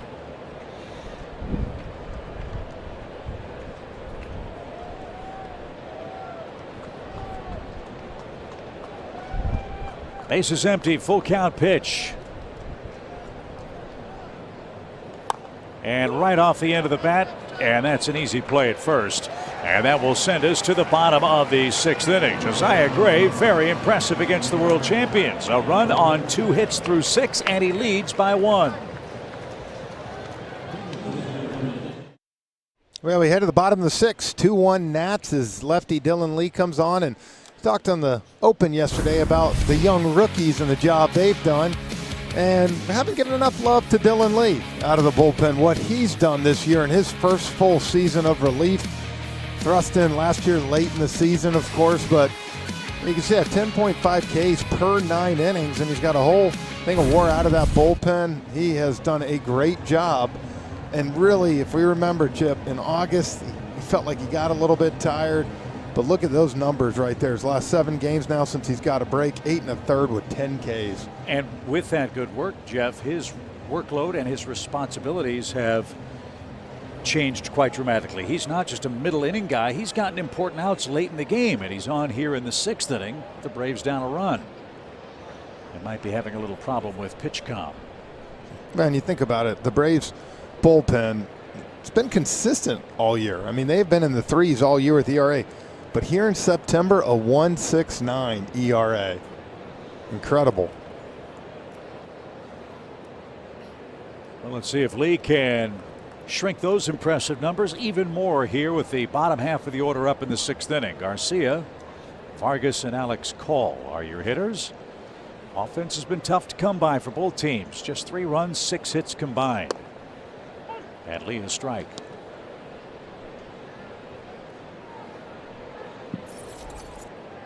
Garcia has walked and has grounded out. Great work by Jesse Chavez, the second Braves pitcher in the game. An inning and a third of perfect relief.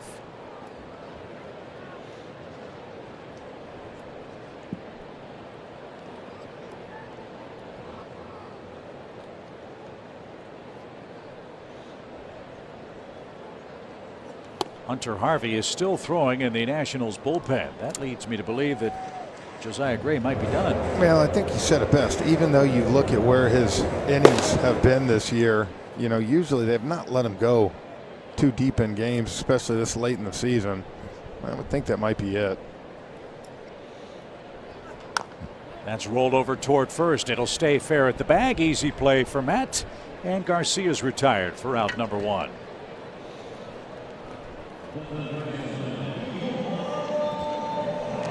Here's Vargas, 0 for 2 at the plate, but he's 3 for 3 in the field. He's made 3 super plays tonight. Yeah, Gray hadn't gone over 6 innings, Chip, since back on August 10th. He went 6 1/3, and before that, season high was 7 innings back in June at Texas. So you can imagine, like anything, they're going to side of caution. So if that's the case, Gray will go 6 innings, 1 run, and that the Olson home run.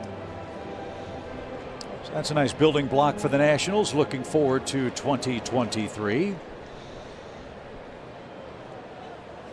He enjoys a 2-1 lead with Vargas ahead in the count 1-0. Marlins added a run in the 6th inning in New York on a sacrifice fly. It's 3-0 Miami.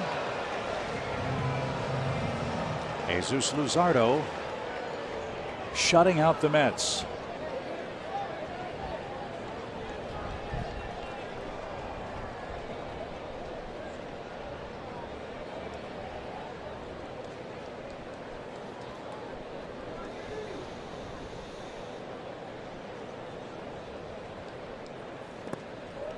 Ball 2 skipped off the plate. Playoff picture beginning to take shape in the National League. Cardinals and Dodgers are division winners. Braves trying to steal away the division from the Mets. The Yankees and Cleveland have won their respective divisions over in the American League. It's going to be a great playoff season, as this one's hit a mile high. Dansby Swanson has all the room in the world. And Vargas is retired. He is 0 for 3, 2 outs. More good work from Dylan Lee. So Alex Call is your hitter. He has singled and was thrown out trying to steal a base his last time up. And here's a quick word from Zaxby's. Try Zaxby's Chicken Finger Plate with Tongue Torch, Zax Sauce, or any of our sauces.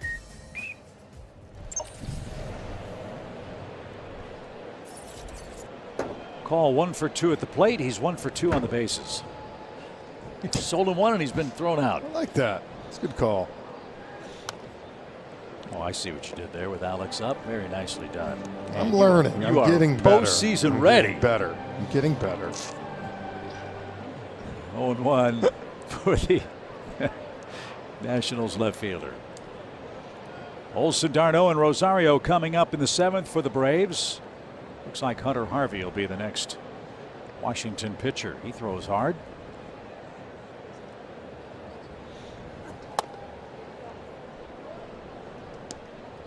Again, 1.69 ERA, as you said, for this relief corps is really remarkable considering where we are in the season. Yeah, but the stressful innings and the big outs this relief corps has gotten.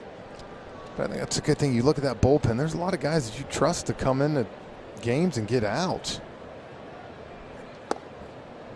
You know, like I said, you look at a lot of other bullpens around the league, there's 3-4 guys you want in there, and then it's like, man, we don't know what we're going to get. For the most part, every guy that's come out of there has done their job.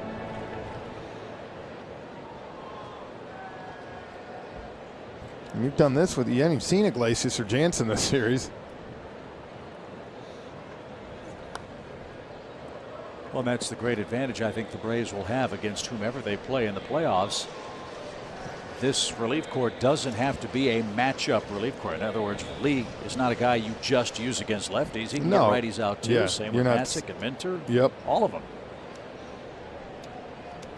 And I think Snit and Rick Kranitz have done a great job of monitoring workload to keep these guys fresh and ready for the second season, which begins a week from Friday. Pop fly foul by Call. We'll try again. A ball and 2 strikes.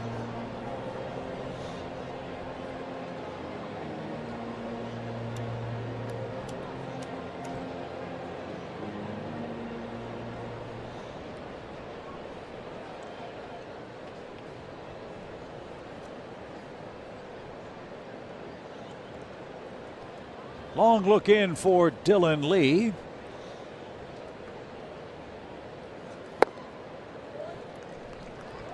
And a good take by Mr. Call. 2-2.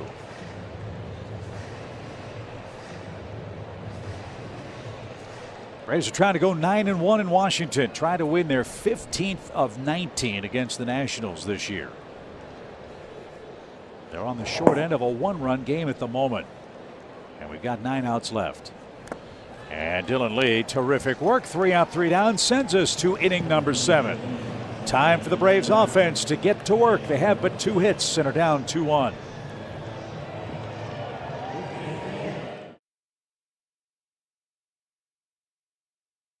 With the Mets losing, if that score holds, the Braves have a golden opportunity tonight to take over first place all by themselves. But we have to come back from a 1-run deficit. It's a 2-1 score. Atlanta's run came off the bat of this man, Matt Olson,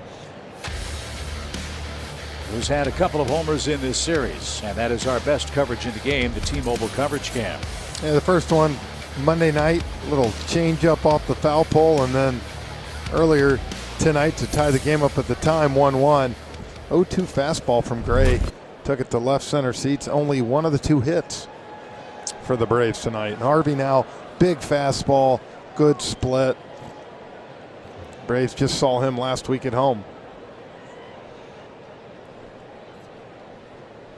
Matt's reached base twice. He's homered. He has walked. Hunter Harvey, a former #1 pick of the Orioles, has pitched in 5 games against Atlanta. He's given up 2 runs. We would like similar results here. 9 outs left, down 1, 2-1 game. And Olson greets him with an opposite field hit. So that is the first time tonight the Braves have put the leadoff man on. And Jeff, this is again another facet of this Braves team that's really been part of their success for 5 years. Late inning situations, good relief pitchers, they hit them hard. Well, and you're starting to see now Matt's swing. Look, it's the confident swing now. You see him getting ready, getting those hands back. His second hit of the night. This will be a good time for Travis to pick up his first hit. He's got a 3-game hitting streak working. Didn't play the first 2 games of this series. And there's that big fastball. It missed high at 99. 1 ball, no strikes.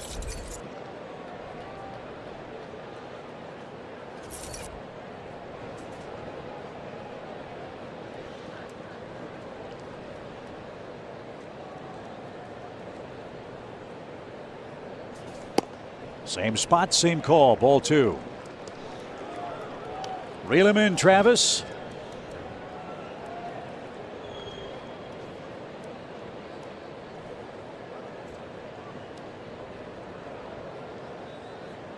d'Arnaud hitting 6th tonight.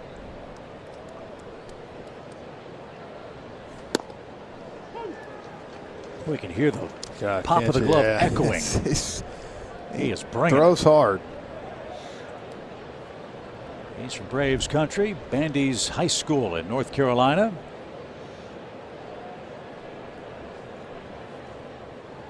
His dad was a great relief pitcher in the major leagues for a long time. Yeah, it's 2 balls now. 98 painted away. Bottom part of the zone. Not going to do much with that, are you? No. Now, though, if you get it, you're going to have to find a way to foul it off or shoot it through the hole.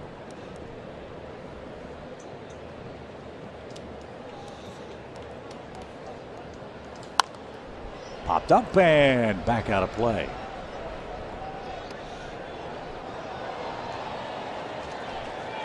Not a whole lot of history for the Braves and Hunter Harvey. The man that's hit him best is Dansby Swanson. Dansby's 2 for 2. Take a nice long inning to get the lineup card flipped around to Swanson. We certainly wouldn't mind that in a 2-1 affair. The pitch. Swing and tipped and caught, and d'Arnaud's down on strikes. Rosario will hit with 1 on and 1 out. I'll tell you what, I kind of like this matchup for Eddie. Eddie's a good fastball hitter right here. See if he can time one up and drive one.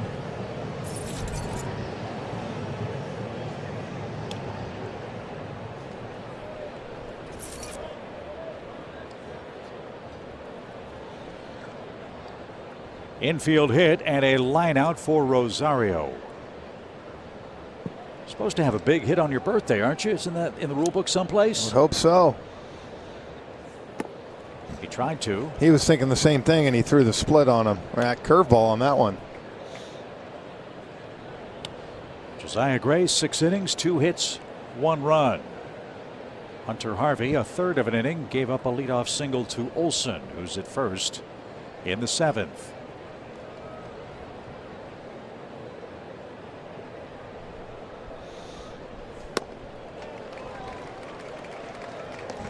$100. On a cold night, that can't be an awful lot of fun.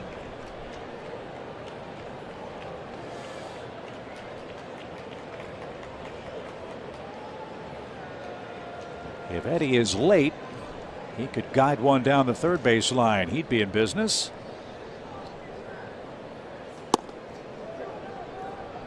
And Harvey pushed him off the plate.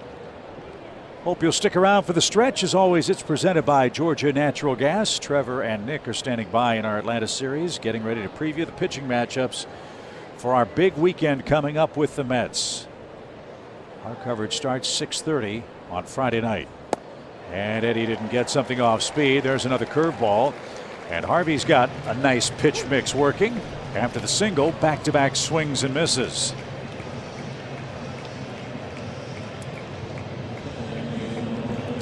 Yeah, this is a guy you tend to think, man, you fall behind with how hard he throws and what he can do. Not a lot of fun. Orlando is 0 for 1 with a walk. Let's say, see if he can time up a heater. I would imagine that's what makes hitting this guy so tough. You try to cheat to get to 100, but he's got the split and the curveball working. Yeah, it's not. I mean, you see why they like him, and they're big on what he can do.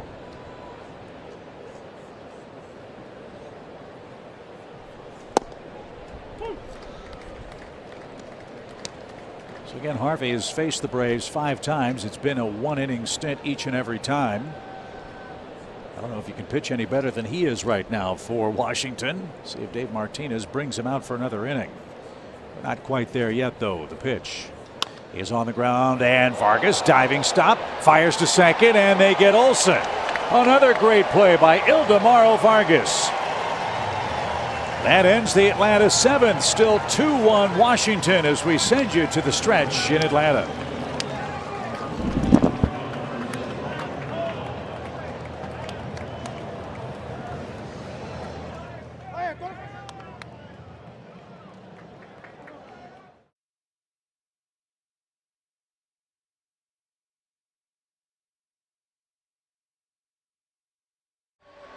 Okay, guys, we're certainly looking forward to a big weekend in Atlanta and hopefully a big comeback tonight. It's 2-1 Washington. What a series and what a week it has been for the Braves, starting with the visit to the White House and President Joe Biden welcoming the world champions to the East Room and the Oval Office.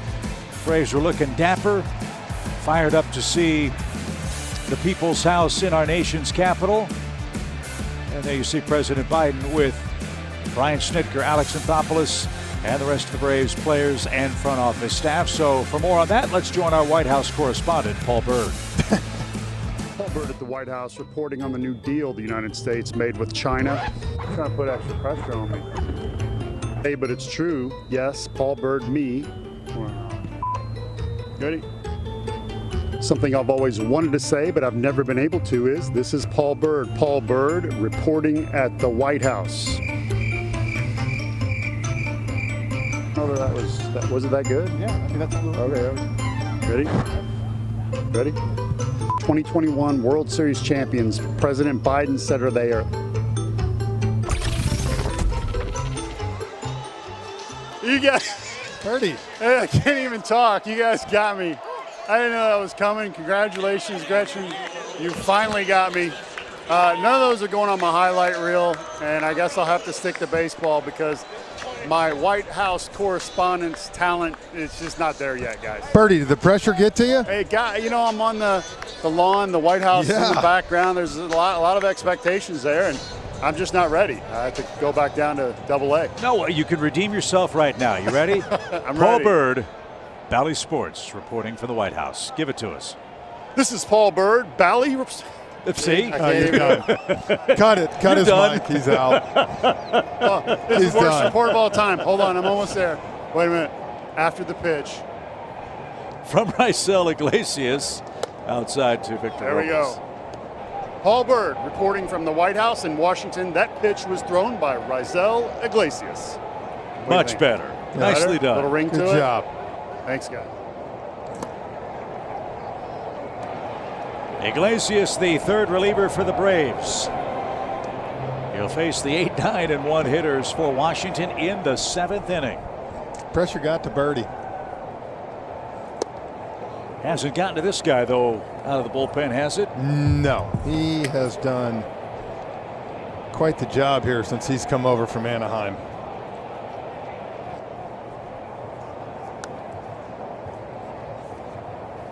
Since putting on a Braves uniform, Iglesias, 23 games, is pitching to a 0.42 earned run average. The math on that, 1 earned run in 21 1/3 innings.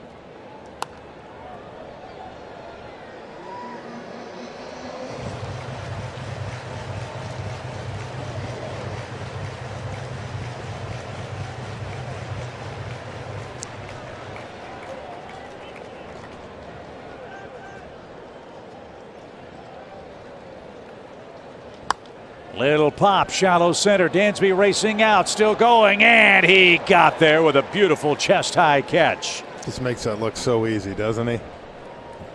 Outstanding. Look at that. Kind of just knows exactly where it's going to be. Takes his time and makes the easy catch. Atlanta's relief corps has set down 8 straight men. Riley Adams has popped out and walked. When we get to the 8th, 9, 1, and 2 are coming up for Atlanta. Carl Edwards Jr., who was briefly a Brave last year, is getting loose. The Marlins have a 4-0 lead. That game's in the bottom of the 7th inning in New York.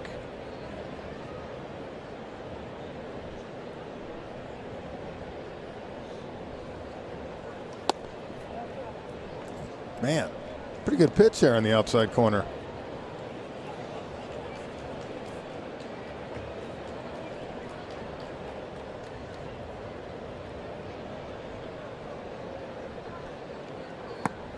Over but low. It's 2-1. Eduardo Escobar just hit a 2-run home run for the Mets. The Marlins lead is now 4-2 in the 7th inning. There's nothing more exciting, exasperating, nerve-wracking than scoreboard watching in the final week with a division championship on the line, and that's where we are.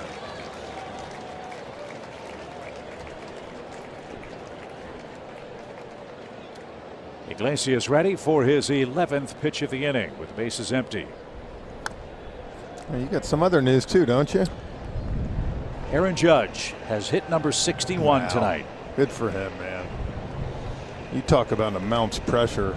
Mayor's family come to all the games, your family, and you can't get it, but congratulations to him. That's a huge accomplishment. American League record 61 home runs for Aaron Judge. And Riley Adams putting up a heck of a fight here. Yeah, he is. He's fouling off some tough pitches. Well, partner, we're running out of outs tonight. Got 6 left.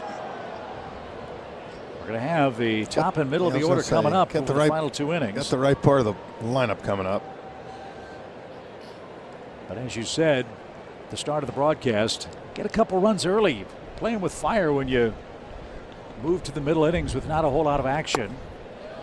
Told you though, Gray pitched well tonight. He did. The Braves have done a great job of hitting this Nats team, but he threw the ball really well. Ooh. Throw it there again. Oh, wow. That almost got Sal Fasano. You saw Adams looked at him, apologized. You know, it's a catcher to a catcher right there. Thank God. That guy next to Sal, though, he never moved. Thank God. That had knocked him down.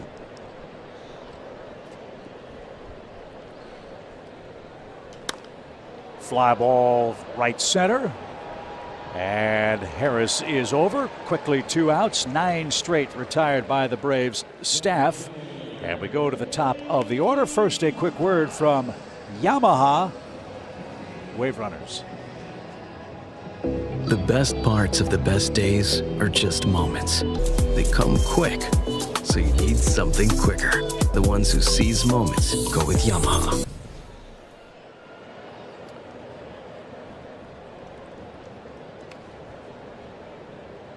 Lane Thomas scored the game's first run. A leadoff walk came home on a sac fly in the first inning. Their second run came in the 3rd inning off the bat of Luke Voigt. An RBI single after Abrams had a base hit, took second on an error in left. Deep fly ball advanced him, then the single made it 2-1. Atlanta's run on a Matt Olson homer. The Braves have just 3 hits tonight.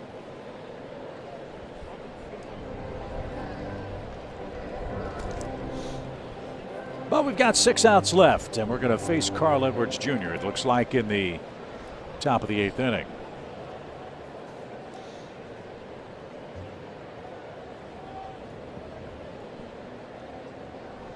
One thing, though, that has been real good for Washington of late, as Riley went to a knee and handles that. And that will take care of the Nationals in order. Their bullpen's been good, too. We'll see if Atlanta can change that. We need a run to tie and 2 to take the lead with 9, 1, and 2 coming up in the 8th.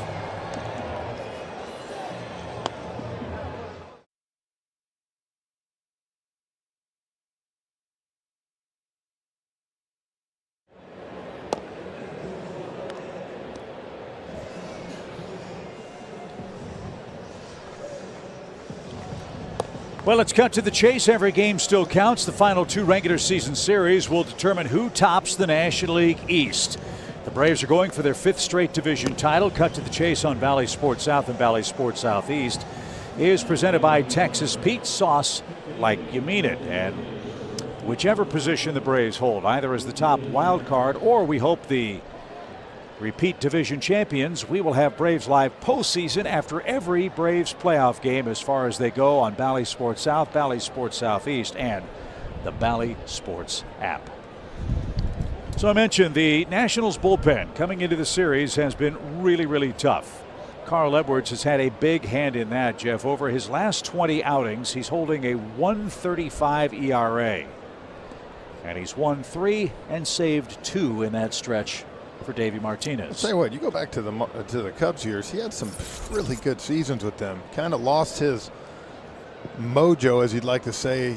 Had trouble controlling the strike zone, but it seems that he's found a pretty good little spot here in this Nats bullpen for Dave Martinez. First pitch swing and a high fly ball by Contreras, a pinch hitter. Thomas back to the track, up against the wall, won't get it. Hits high off the wall. William, laid out of the box, is on his way to second with a first pitch double off the wall.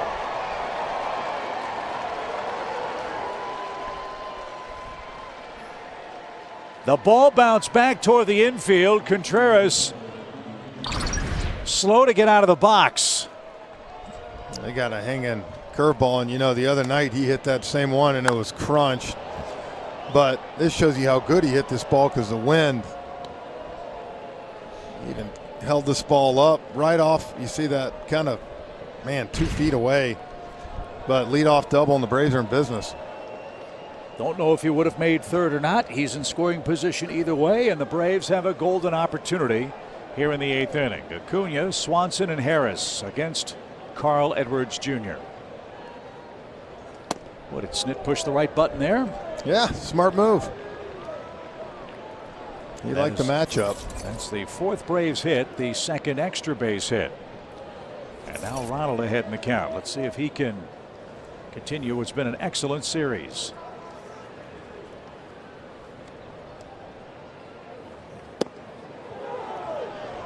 Too high. Ronald's 2 for 6 against Edwards. One of those hits a homer. Austin Riley's hit a homer against this man. Arcia's hit 2.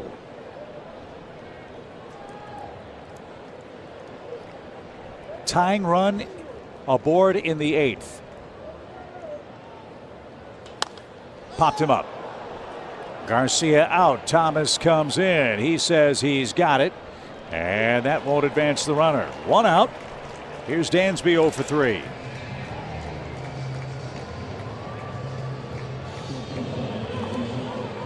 Ronald really upset at himself. Yeah, he missed a good pitch.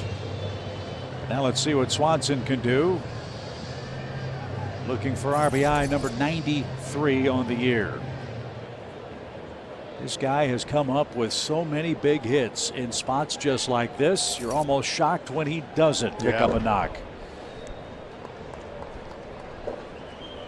Edwards, though, has been a tough matchup for him. Dansby looking for his first career hit against Carl Edwards.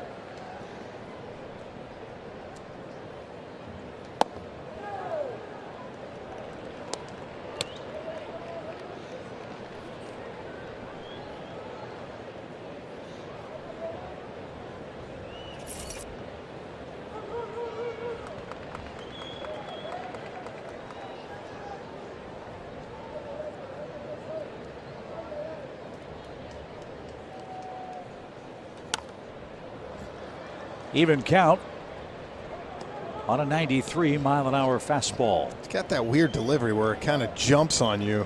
You can tell these hitters, the ball's beating them to the spot when it's in.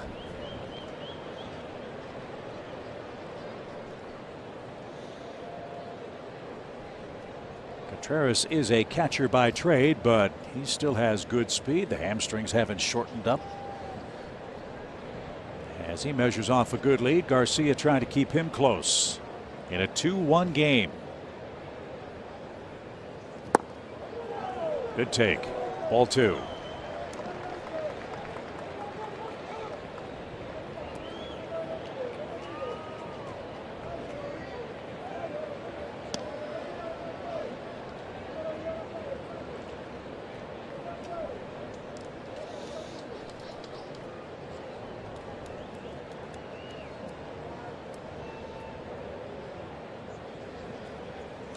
Hard hit ball to Vargas.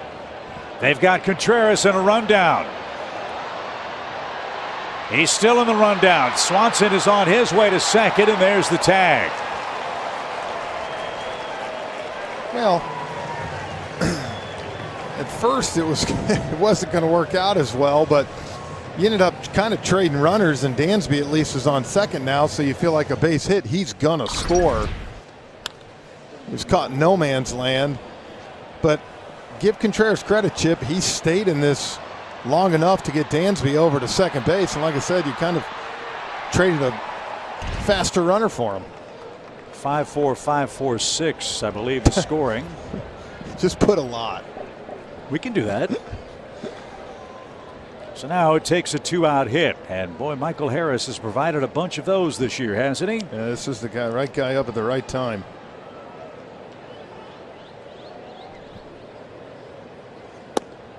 And Edwards gets ahead with a strike.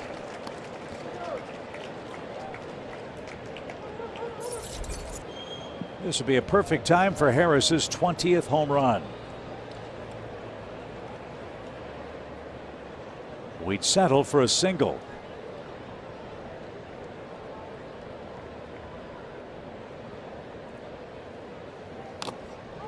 That got the home plate umpire Chad Whitson on the way by, and now Harris down to his last strike.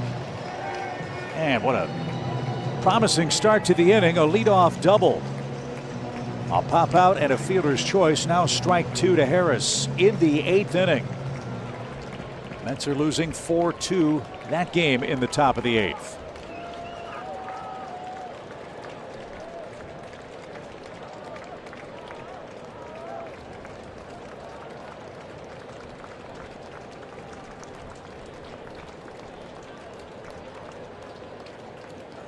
On the ground, Garcia diving stop from a knee, throws, and not in time, it gets away. Here comes Dansby, he will score, and we're tied.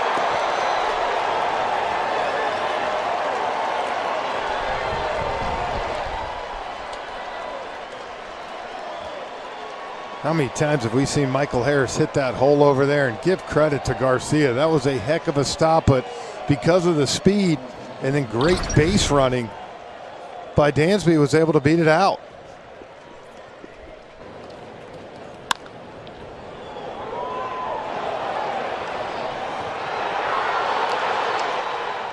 And Dansby never stopped. Watch this. He got over here. You can see him turn. Watch this. He'll take a look, and once he saw that ball bounce, he's off. The speed of Harris made that play, forced a rushed throw. Meneses couldn't handle the short hop, and the Braves have new life. It's a 2-2 game.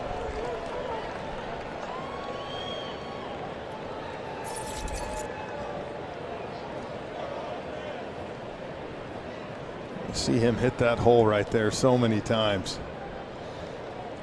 And Garcia made a heck of a stop. Like I said, unfortunately for him, Michael Harris was flying down the line.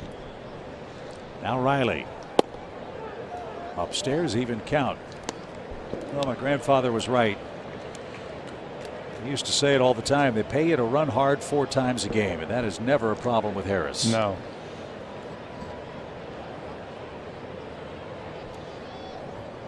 Two, an 8th inning run. 1 ball, 1 strike. And how many times, Jeff, have we talked about it in this series? This Braves team making things happen with 2 outs and 2 strikes. An infield hit and an error evens the score.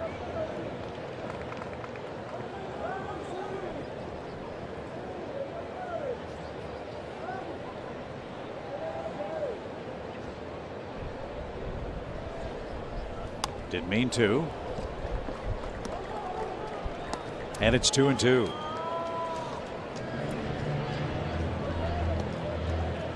The Nationals will have their 2, 3, 4 hitters coming up in the 8th inning.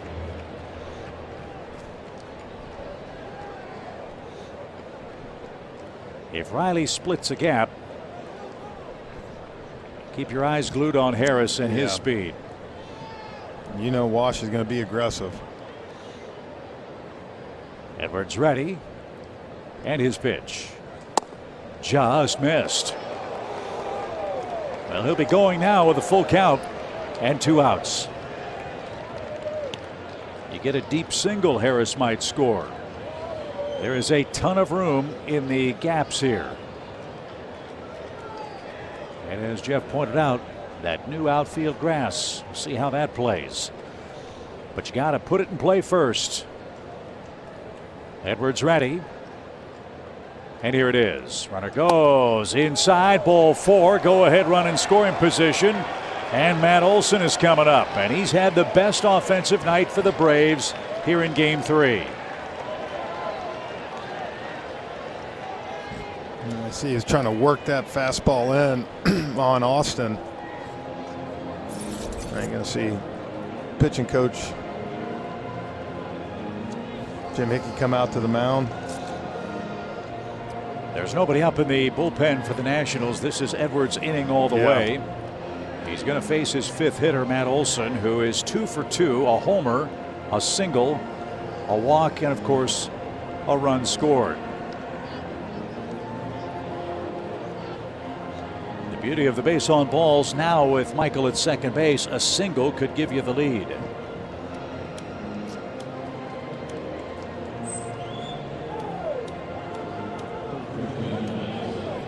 Yeah, with Michael's speed, anything really to the outfield with two outs here, he's going to be getting a big lead.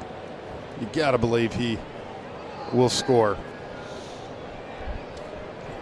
They're playing that big shift again, so Matt's got that whole left side to work with. Off-speed pitch, good choice, strike one. Problem is with Vargas at third, that's like trying to hit a guy past 3 guys. As good as he's been. Made every play tonight. I give him that.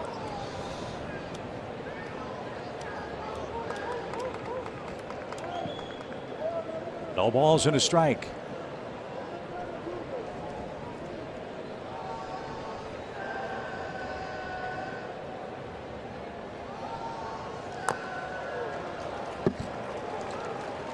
Two curveballs in a row back to back. He took 95 for a home run to left center and then took Harvey's 99 on a line drive. So you can see Edwards adjusting on what he's saying. What do you think Matt's getting here? If he gets that same pitch, hopefully he hangs it. Or he might try to climb the ladder with a fastball.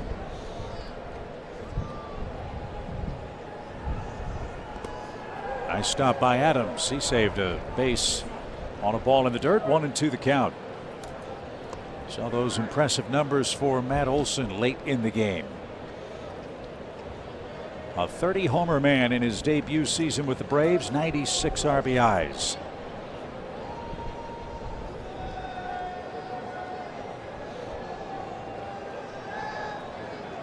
And up in the biggest spot in the game with a chance to give Atlanta its first lead.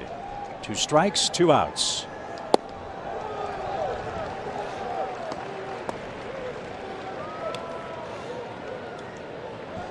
When Matt's right, what he's done tonight is what makes him such a dangerous hitter. Yep. Power and patience. He's got the whole package.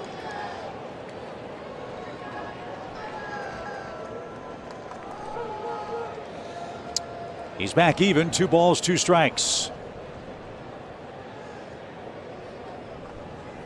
And a swing and a miss will retire the side. A Washington error leads to a Dansby Swanson game-tying run in the 8th inning. The Braves a run on 2 hits, a Washington error. New life for the Braves, who are in first place. 2-2 your score.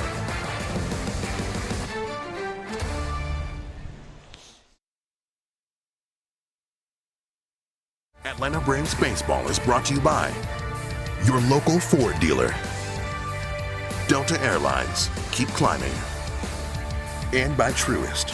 When you start with care, you get a different kind of bank. Okay, the Braves have got the game tied. It's 2-2 heading to the bottom of our 8th inning. Day off tomorrow in Atlanta, and then, partner, the biggest series of the year starts Friday. That's our landmark player and team comparison. Well, what a beautiful pitching matchup. 2 great years for Chris Bassitt and Max Fried, both on top of their game. They're going to get it kicked off, and really all weekend, big pitching matchups. DeGrom, Scherzer, Wright, Morton. And it's going to be a lot of fun. A.J. Minter is the 4th Atlanta reliever. And a little comebacker on the first pitch from Abrams, and a bad throw, and Olson didn't get back to the bag. He says check it.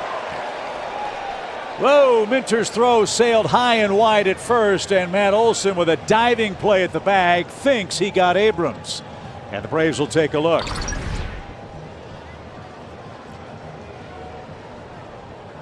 Oh yeah, he got him. That was close. Yeah, we did not need that. Atlanta is challenging the safe call at first. And so it's Tom Hallion's turn to have a call reviewed at first base. Yeah, and quick moment to catch up today. Tom Hallion is retiring. One of the great umpires of our time and one of the best strike three calls in the history of the game. Loved it. Throughout the back every time. Let's see if he dresses up the overturn here. After review, the call is overturned. The runner is out, and Atlanta retains their challenge. Hadaway, Tom. A good job by Matt here with the long stretch. He just got him. How about the Braves? They're 4 for 4 on reviews. We're hot right now. That does not happen often. Here's Joey Meneses 0 for 3. Let's keep him off the bases. He's trying to extend an 8-game hitting streak. And a strike. Boy, the Braves bullpen in this game has been superb. 11 up, 11 down. In relief of Jake Odorizzi, who gave up 2 runs, 1 earned in a 3 2/3 innings start tonight.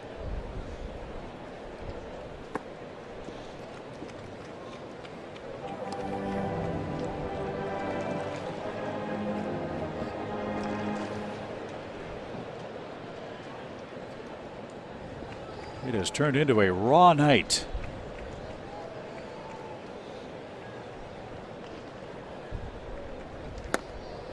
Good pitch. That's really, to me, what has separated Chip AJ is that changeup, the two-seamer, the ability to go away from these right-handed hitters. No more can you just kind of open up and cheat.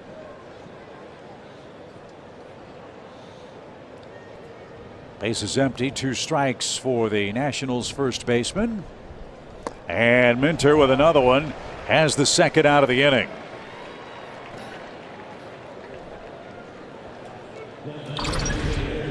Well, you can't pitch any better than the relief corps has pitched tonight. No, they have been outstanding. They're giving this offense every opportunity to win this ball game.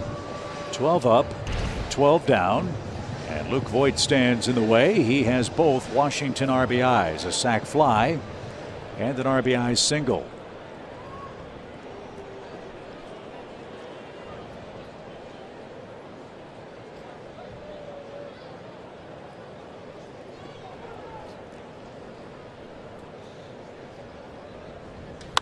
Fly ball into center. The wind will knock that down, and Michael Harris keeps momentum in the Braves dugout as we go to the 9th inning, looking to take our first lead in Game 3.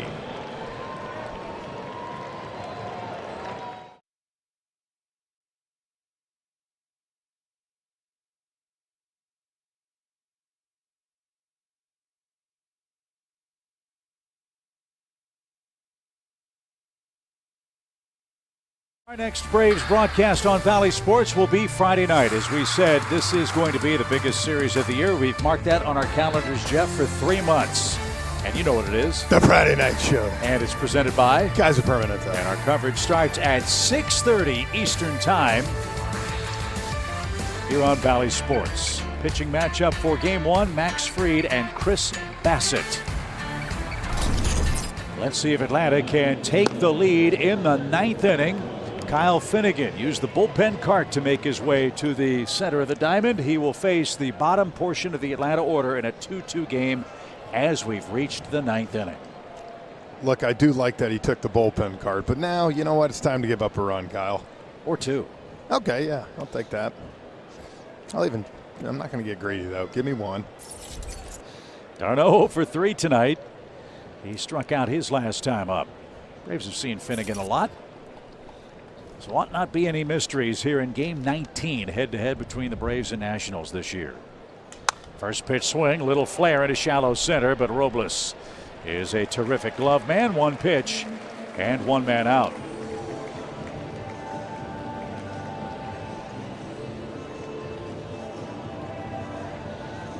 Here's Rosario. Eddie has an infield hit. He's lined out and struck out. He's reached base now in 12 of his last 13 games.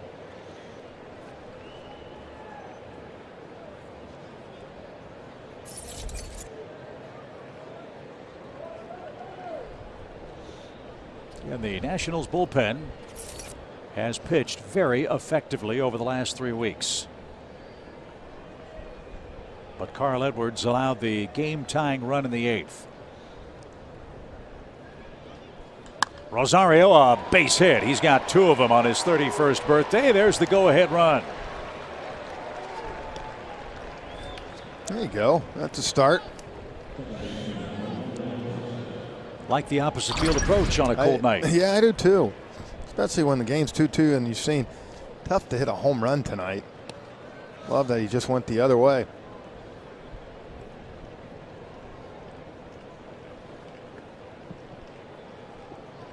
Well, here's a Brave that has no history with Mr. Finnegan. Let's see if Orlando can take advantage of that.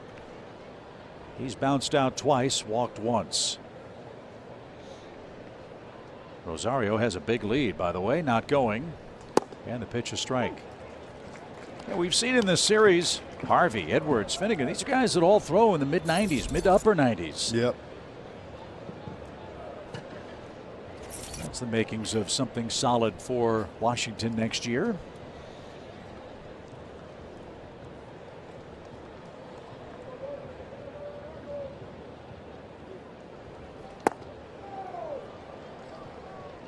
One ball, one strike. Atlanta's runs came in the 2nd on an Olsen homer.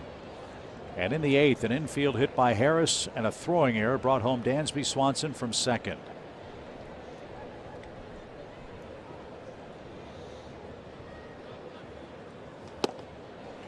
Good fastball there, 97, just off the plate. Tough to catch up to that.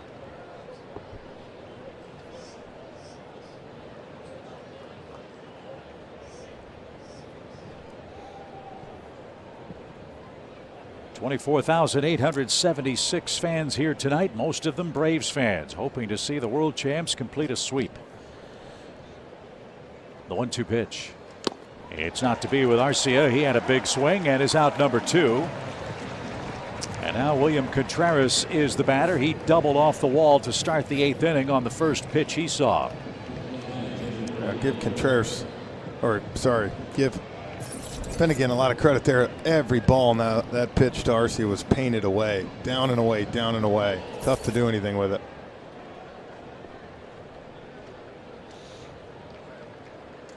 So Contreras takes over for Robbie Grossman as the Atlanta designated hitter. Braves are down to their last out in the 9th, tied 2-2.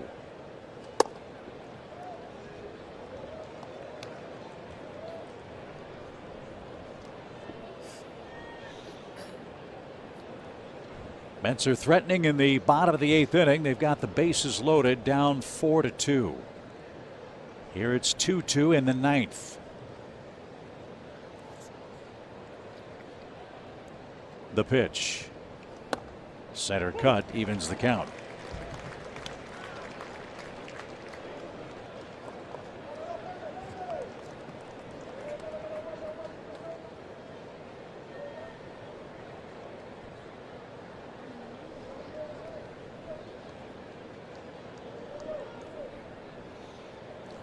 A ball and a strike.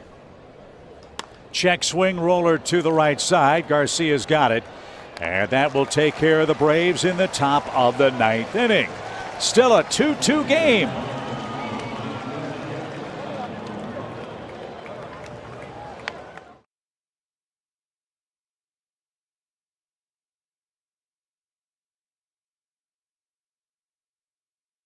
Atlanta Braves baseball is brought to you by Xfinity.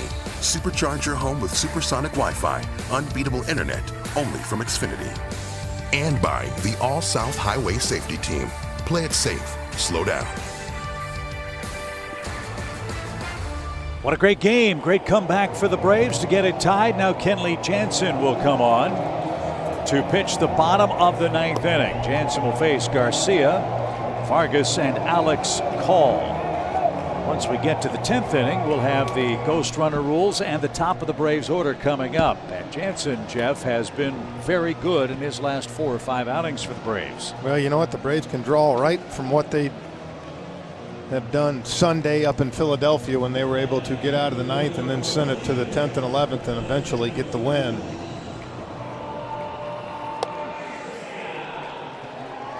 Going back to September 11th when Kenley struggled against the Seattle Mariners. He has pitched 6 innings. He's allowed 3 hits, no earned runs, and 8 strikeouts. Again, we've talked though, his stuff now down in the zone, it's cutting. He was struggling there. A lot of those balls he was throwing, Chip, was backing up back over the plate. Not so much right now. So Luis Garcia is the hitter. He had the critical throwing error that led to Dansby Swanson's game-tying run.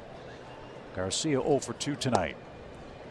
And strike 1 from Kenley Jansen.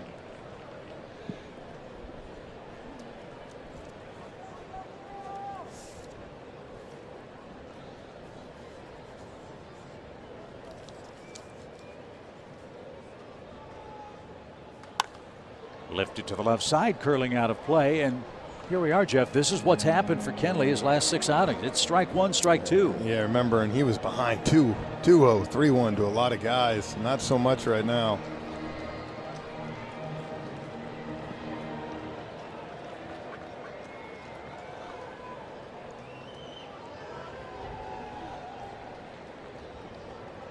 So it's 0-2 for Garcia. Lifted toward left. That's well hit. Rosario going back, though, has room. And there's out number 1. Boy, that ball's just dying in the outfield, isn't it? Well, the Mets just got a big hit. Eduardo Escobar with a base hit off Richard Bleier with 2 outs. And the Mets have tied the Marlins 4-4 at Citi Field. Nothing is going to come easy for either one of these teams tied at the top of the East. So you got to take care of your own business. Yep. And there's out number 1. Here's Vargas.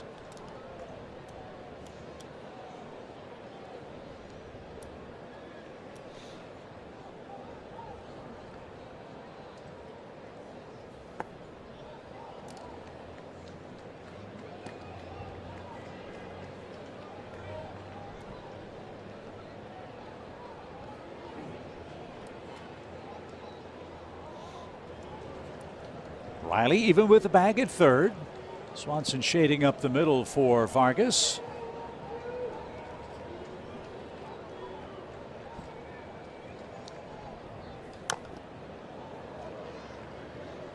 Even count.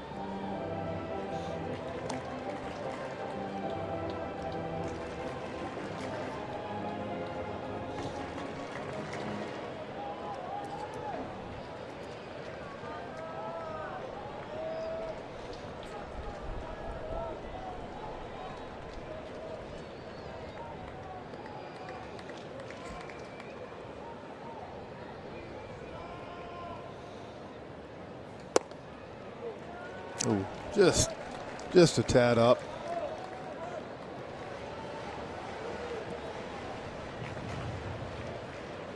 Two balls, 1 strike. 9th inning. Nobody on for the Nationals.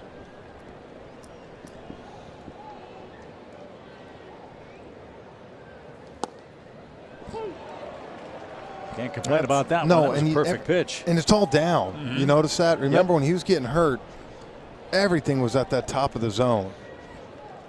Now he's down, down, down, and when he does kind of go up, it's on purpose.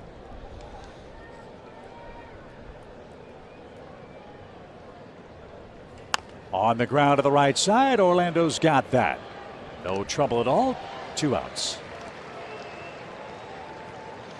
And Alex Call is the Nationals hitter. Well, the lineup card, I think, is, if you look at this thing fairly, really favors the Braves if we get to the 10th inning. Top of the order coming up. We're in the bottom part for the Nationals. That group hasn't done much damage at all in the series. No, you would think so. Braves did a great job, like I said, Sunday in Philly, of pulling that one out.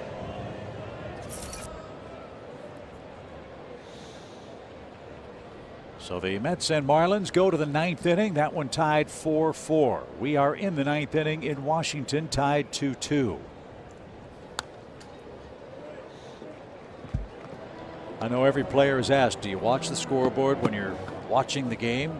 They all lie and say they don't. You know they are. You know the Mets are.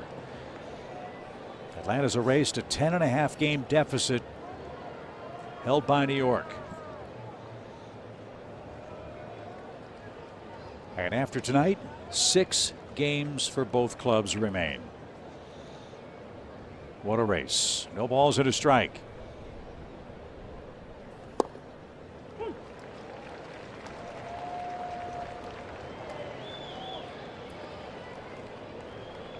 Kenley's got his plus stuff tonight.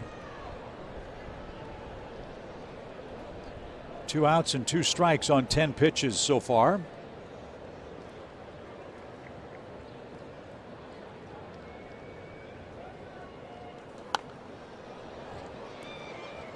And Alex Cole will see another one as we approach 10 o'clock Eastern time. Remember in May and June, Kenley got on that nice run, and the last 7-8 appearances, Chip, looks a lot like what he was doing the first half of the season.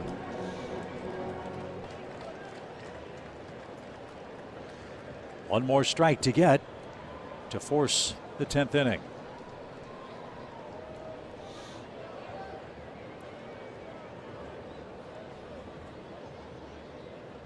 And he's got it.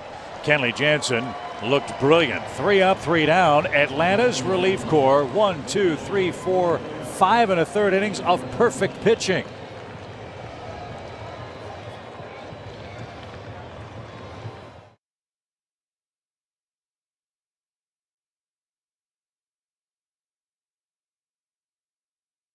Both teams are 97 and 58. Both teams are 7 and 3 in their last 10. Both teams are tied up tonight, getting ready to play each other in the next series. This one's coming down to the wire, and Brian Snitker actually loves that. Here's his reasoning. He thinks a lot of wild card teams going into the playoffs, because everything matters, because the heart rate's up, because they're used to the adrenaline, they do better in the playoffs. And he likes the fact that his team, challenging the Mets, coming down to the wire, is going to help them in the playoffs, because all of these games are meaningful. And once the games don't matter for a week or so, it's hard to flick a switch and turn everything back on. Pretty good stuff. Yeah, Bertie, I agree. I mean, look, you can look at it a couple different ways. I think for the Braves, you're either going to get some time off for them. Might not be a bad thing, get some guys healthy, or at the same time, you ride right in there with the momentum and just, you know, every game meant something. You know, you can look at it 2 different ways. So Finnegan back out for his 2nd inning. William Contreras is the ghost runner for Atlanta out at second base, I believe. Nope. Guillermo Heredia has come on to pinch run. I beg your pardon. Contreras' spot was due first, so Atlanta goes with a faster runner here. And now Ronald Acuna Jr. at the very least wants to advance this runner.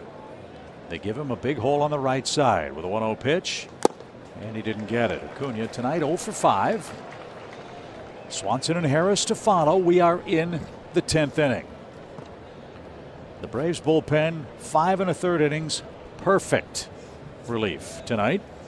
And you see Jackson Stevens warming up down there, who pitched a perfect 10th and 11th on Sunday in Philadelphia.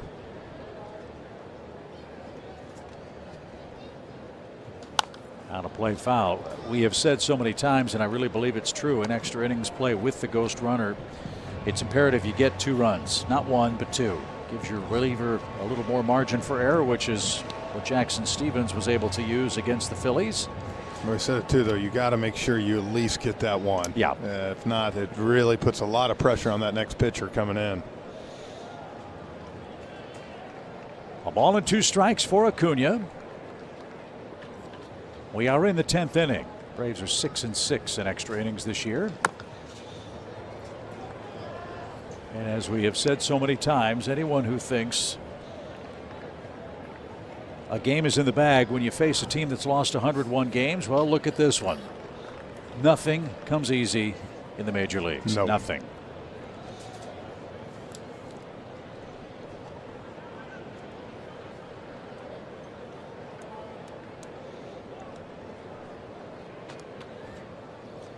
Good take. 2 balls, 2 strikes.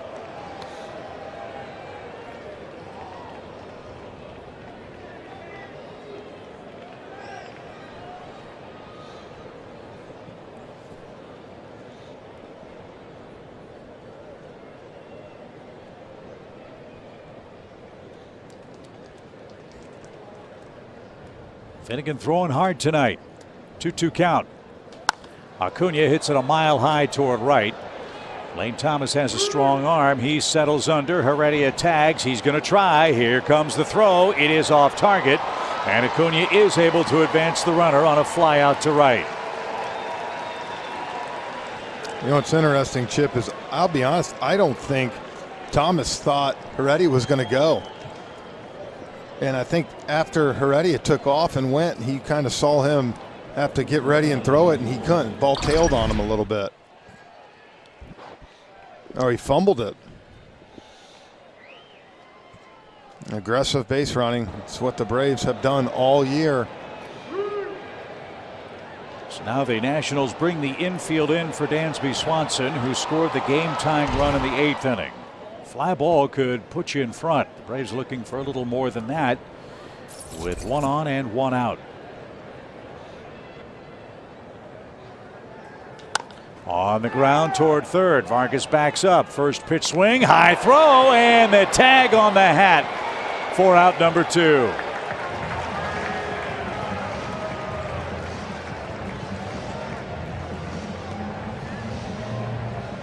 Hit it to somebody else. Vargas is having a great night at third. Man. He tried to duck under. Yes, he did. That's tough like anything because you're taught run as hard as you can. You don't want anybody to slide in that situation. And by the time you see him jump like that, it's too late for you to get down. Well, Harris rescued us in the 8th inning with 2 outs with an infield hit. Can he pick up a knock here and give Atlanta a lead with 2 outs? Infield can back up now.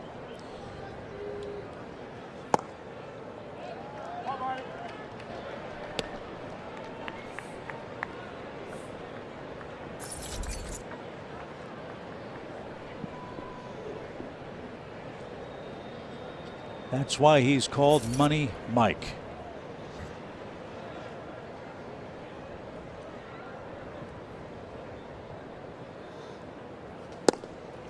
And that's the splitter from Finnegan. And that was one thing really, that 9th inning, Finnegan didn't throw many pitches at all, which enabled him to come back out here for the 10th.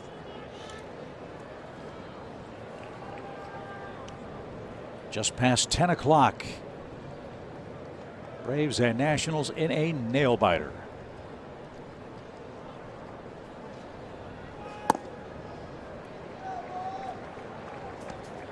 Austin Riley would be the next Atlanta hitter.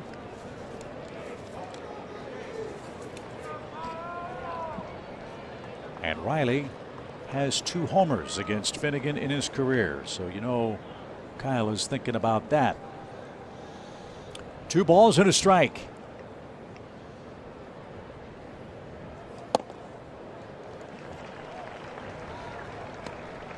See what he does here. There is a base open. Riley on deck, but it's a dangerous 3-1 pitch to Michael Harris. Sitting dead red on that heater.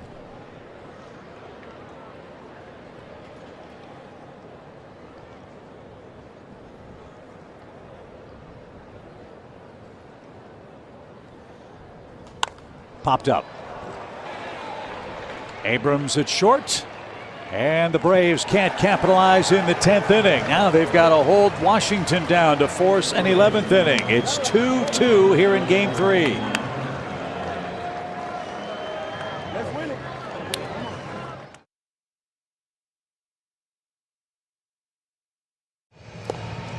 We go to the bottom of the 10th inning, and Jackson Stevens is going to come on and try to do what he did in the finale up in Philadelphia, Jeff. That is pitch a shutdown inning and give the Braves bats a chance next time up. Look, he went into the bottom of 10th in that one. They walked Harper intentionally, and what happened? got the big strikeout on Bohm, got Segura to line out, and then Marsh to line out, and sent it to the 11th where they finally won. So he can draw on just from 3 days ago here. Try to hold him. Got to. Andrew Alex Call, I believe, is the runner at second base. Not Andrew Alex Call is the ghost runner. Robles, Riley Adams, and Lane Thomas are the scheduled hitters versus Jackson Stevens. Advantage for Washington. 1 run wins the game. Yeah, no, you're right. Trouble brewing in New York. The Mets have a 1-out double and Terrence Gore, a fast runner, at second base in a 4-4 game with 1 out. We'll keep you posted on that as Robles 0 for 3 tonight. Braves think he might try to bunt. He shows it, and he fouled it back.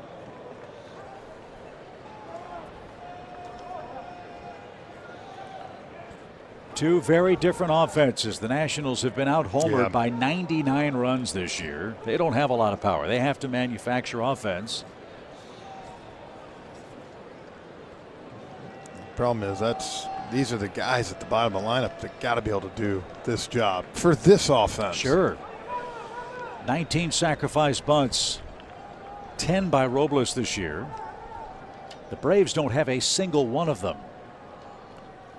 Atlanta really crashes, and Robles now down 0-2. So we'll see if Dave Martinez keeps the bunt on with 2 strikes. You manage to your personnel. But now Robles has some real heavy lifting to do here, as Jackson Stevens way ahead in the count.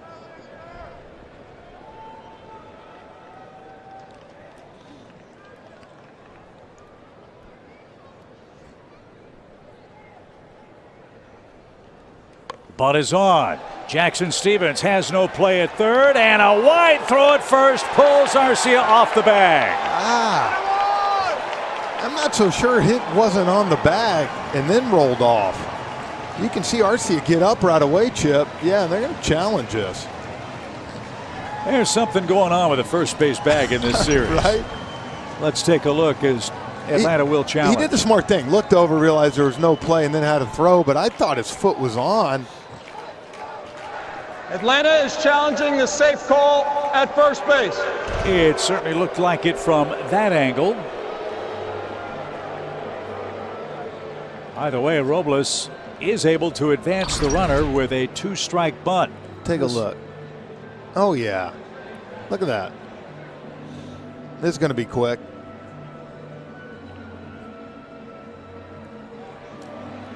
And the Braves will now be 5 for 5. Well, we think. In 2 games with challenges.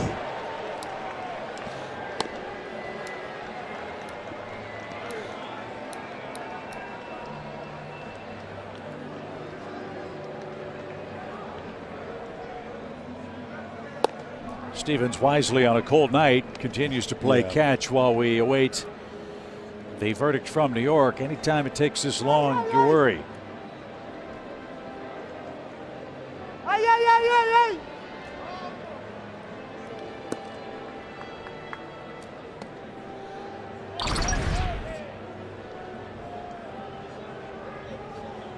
From that angle, looks like there's no space between his shoes and the bag.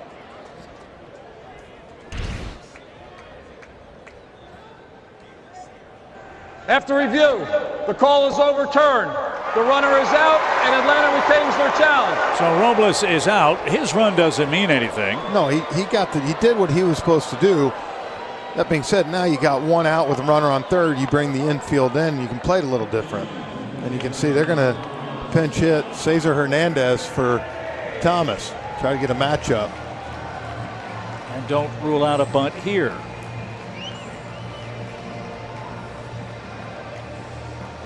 Hernandez this year hitting .245.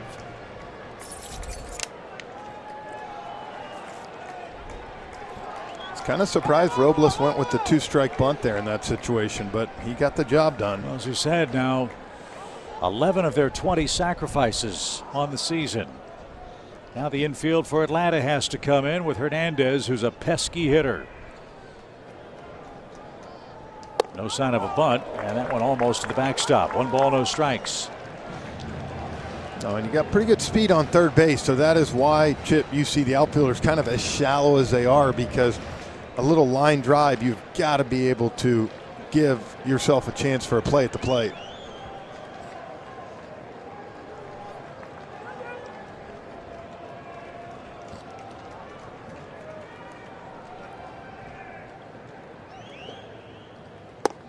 Good breaking ball.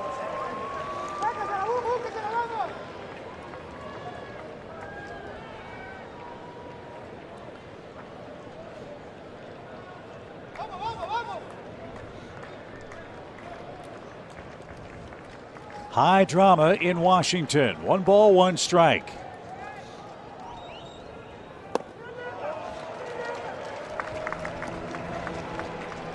Look, if you lose Hernandez, you then bring on Lane Thomas. The double play would be in order, but he's a fast runner, and he'd have to turn it perfectly or the game is over. Yeah, you do get a righty-righty matchup. Yep.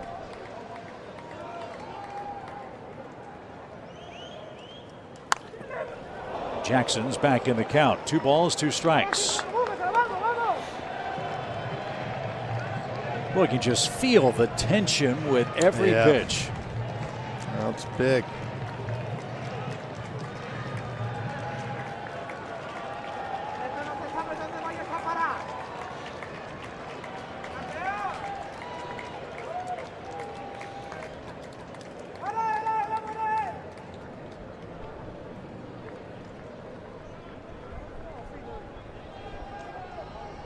Two balls, 2 strikes.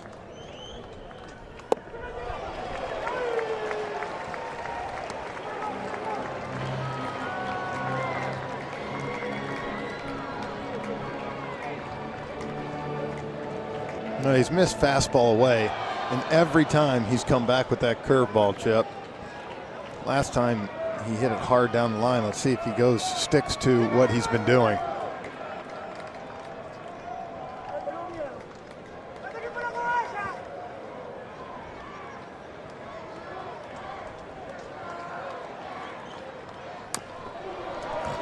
He just got a piece of that.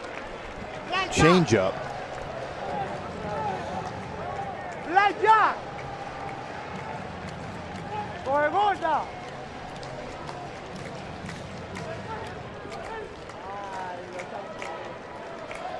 Runner at third.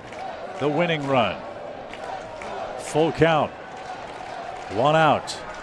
Cesar Hernandez pinch hitting.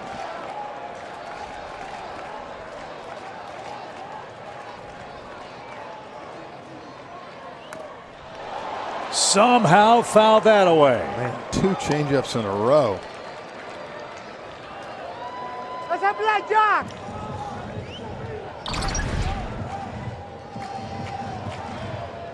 Oh man, he almost pretty much threw his bat at that one.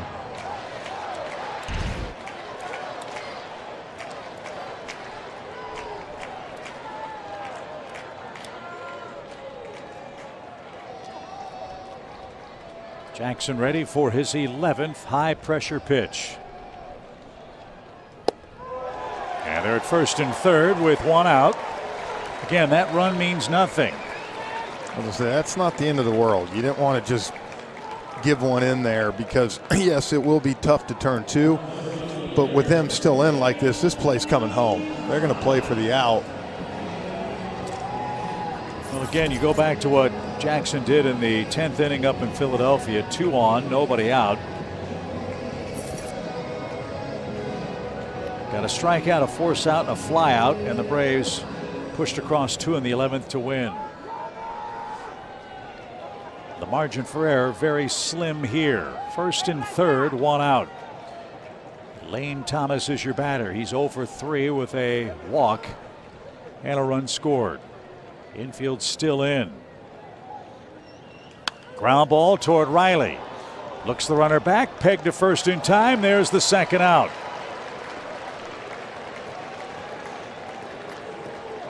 A great pitch. That's a young hitter right there, being excited about the situation.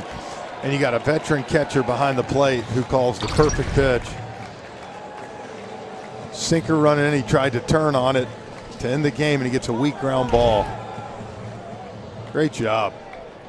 Now it's C.J. Abrams' turn, who began the night with singles in the first and third innings. He scored the second and final run. The walk by Jackson Stephens is the first base runner allowed by a Braves reliever in this game. They're at second and third. The runner at third was the ghost runner, Alex Call, placed to start the inning. Be careful on the first pitch.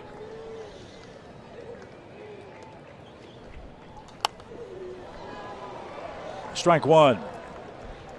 He's like Darno, likes to go after that first pitch. Well, you said, young kid wants to be the hero. Yep. See if Abrams expands his strike zone.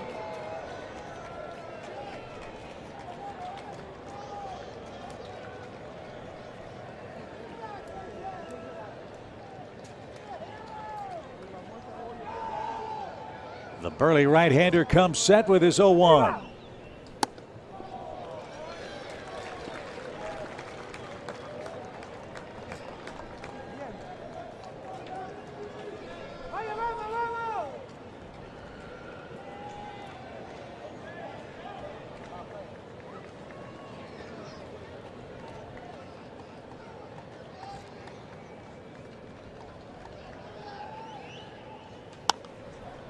Now Jackson Stephens is a strike away from getting out of another 10th inning mess.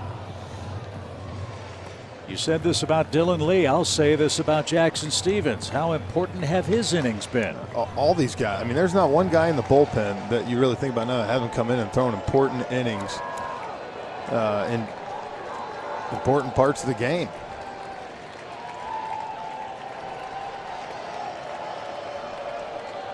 Can Jackson Stephens get out of it? Ground ball, he won't. And the Nationals have beaten the Braves.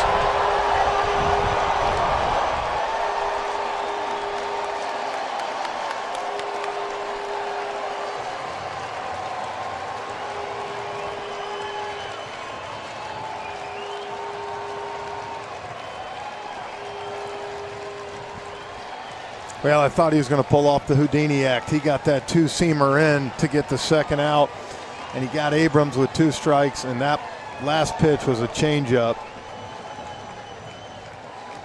And Abrams completes his 3-hit night. Here's a look. And it wasn't even, Chip, a horrible pitch. I mean, it was down at the bottom part of the zone. Give Abrams credit. He went down and got it. Tough loss, but, you know, you fought and... What a shame. Yeah, I know. The Braves bullpen pitched 6 innings of 1-hit ball, but lose the game 3-2 in extra innings. So Atlanta heads home with a 4-3 road trip. We will pull for the Marlins, who will go to extra innings in New York. That game is 4-4 at Citi Field. If the Marlins can hold off New York, will remain tied atop the divisional race heading into that Friday showdown against the Mets beginning at Truist Park. Yeah, look, it's not over. They're going to 10 innings. You hope the Marlins can pull it out and you're still even, but at the end of the day, you're still going home with, you know, everything you want in front of you. This team has grinded. They've been on the road a lot lately. 2 long road trips. Hopefully they can get home. It's going to be a fun atmosphere this weekend, Chip. Can't wait for that. Playoffs. It's going to be great. Max Fried and Chris Bassett will get our coverage started at 6:30 at Truist Park on Friday night. Our game will air on Bally Sports Southeast. Winning road trip for the Braves. They fall 0-10 in Washington. 3-2 is your final scored. Stick around. Trevor and Nick wrap things up. Braves Live presented by Xfinity is next.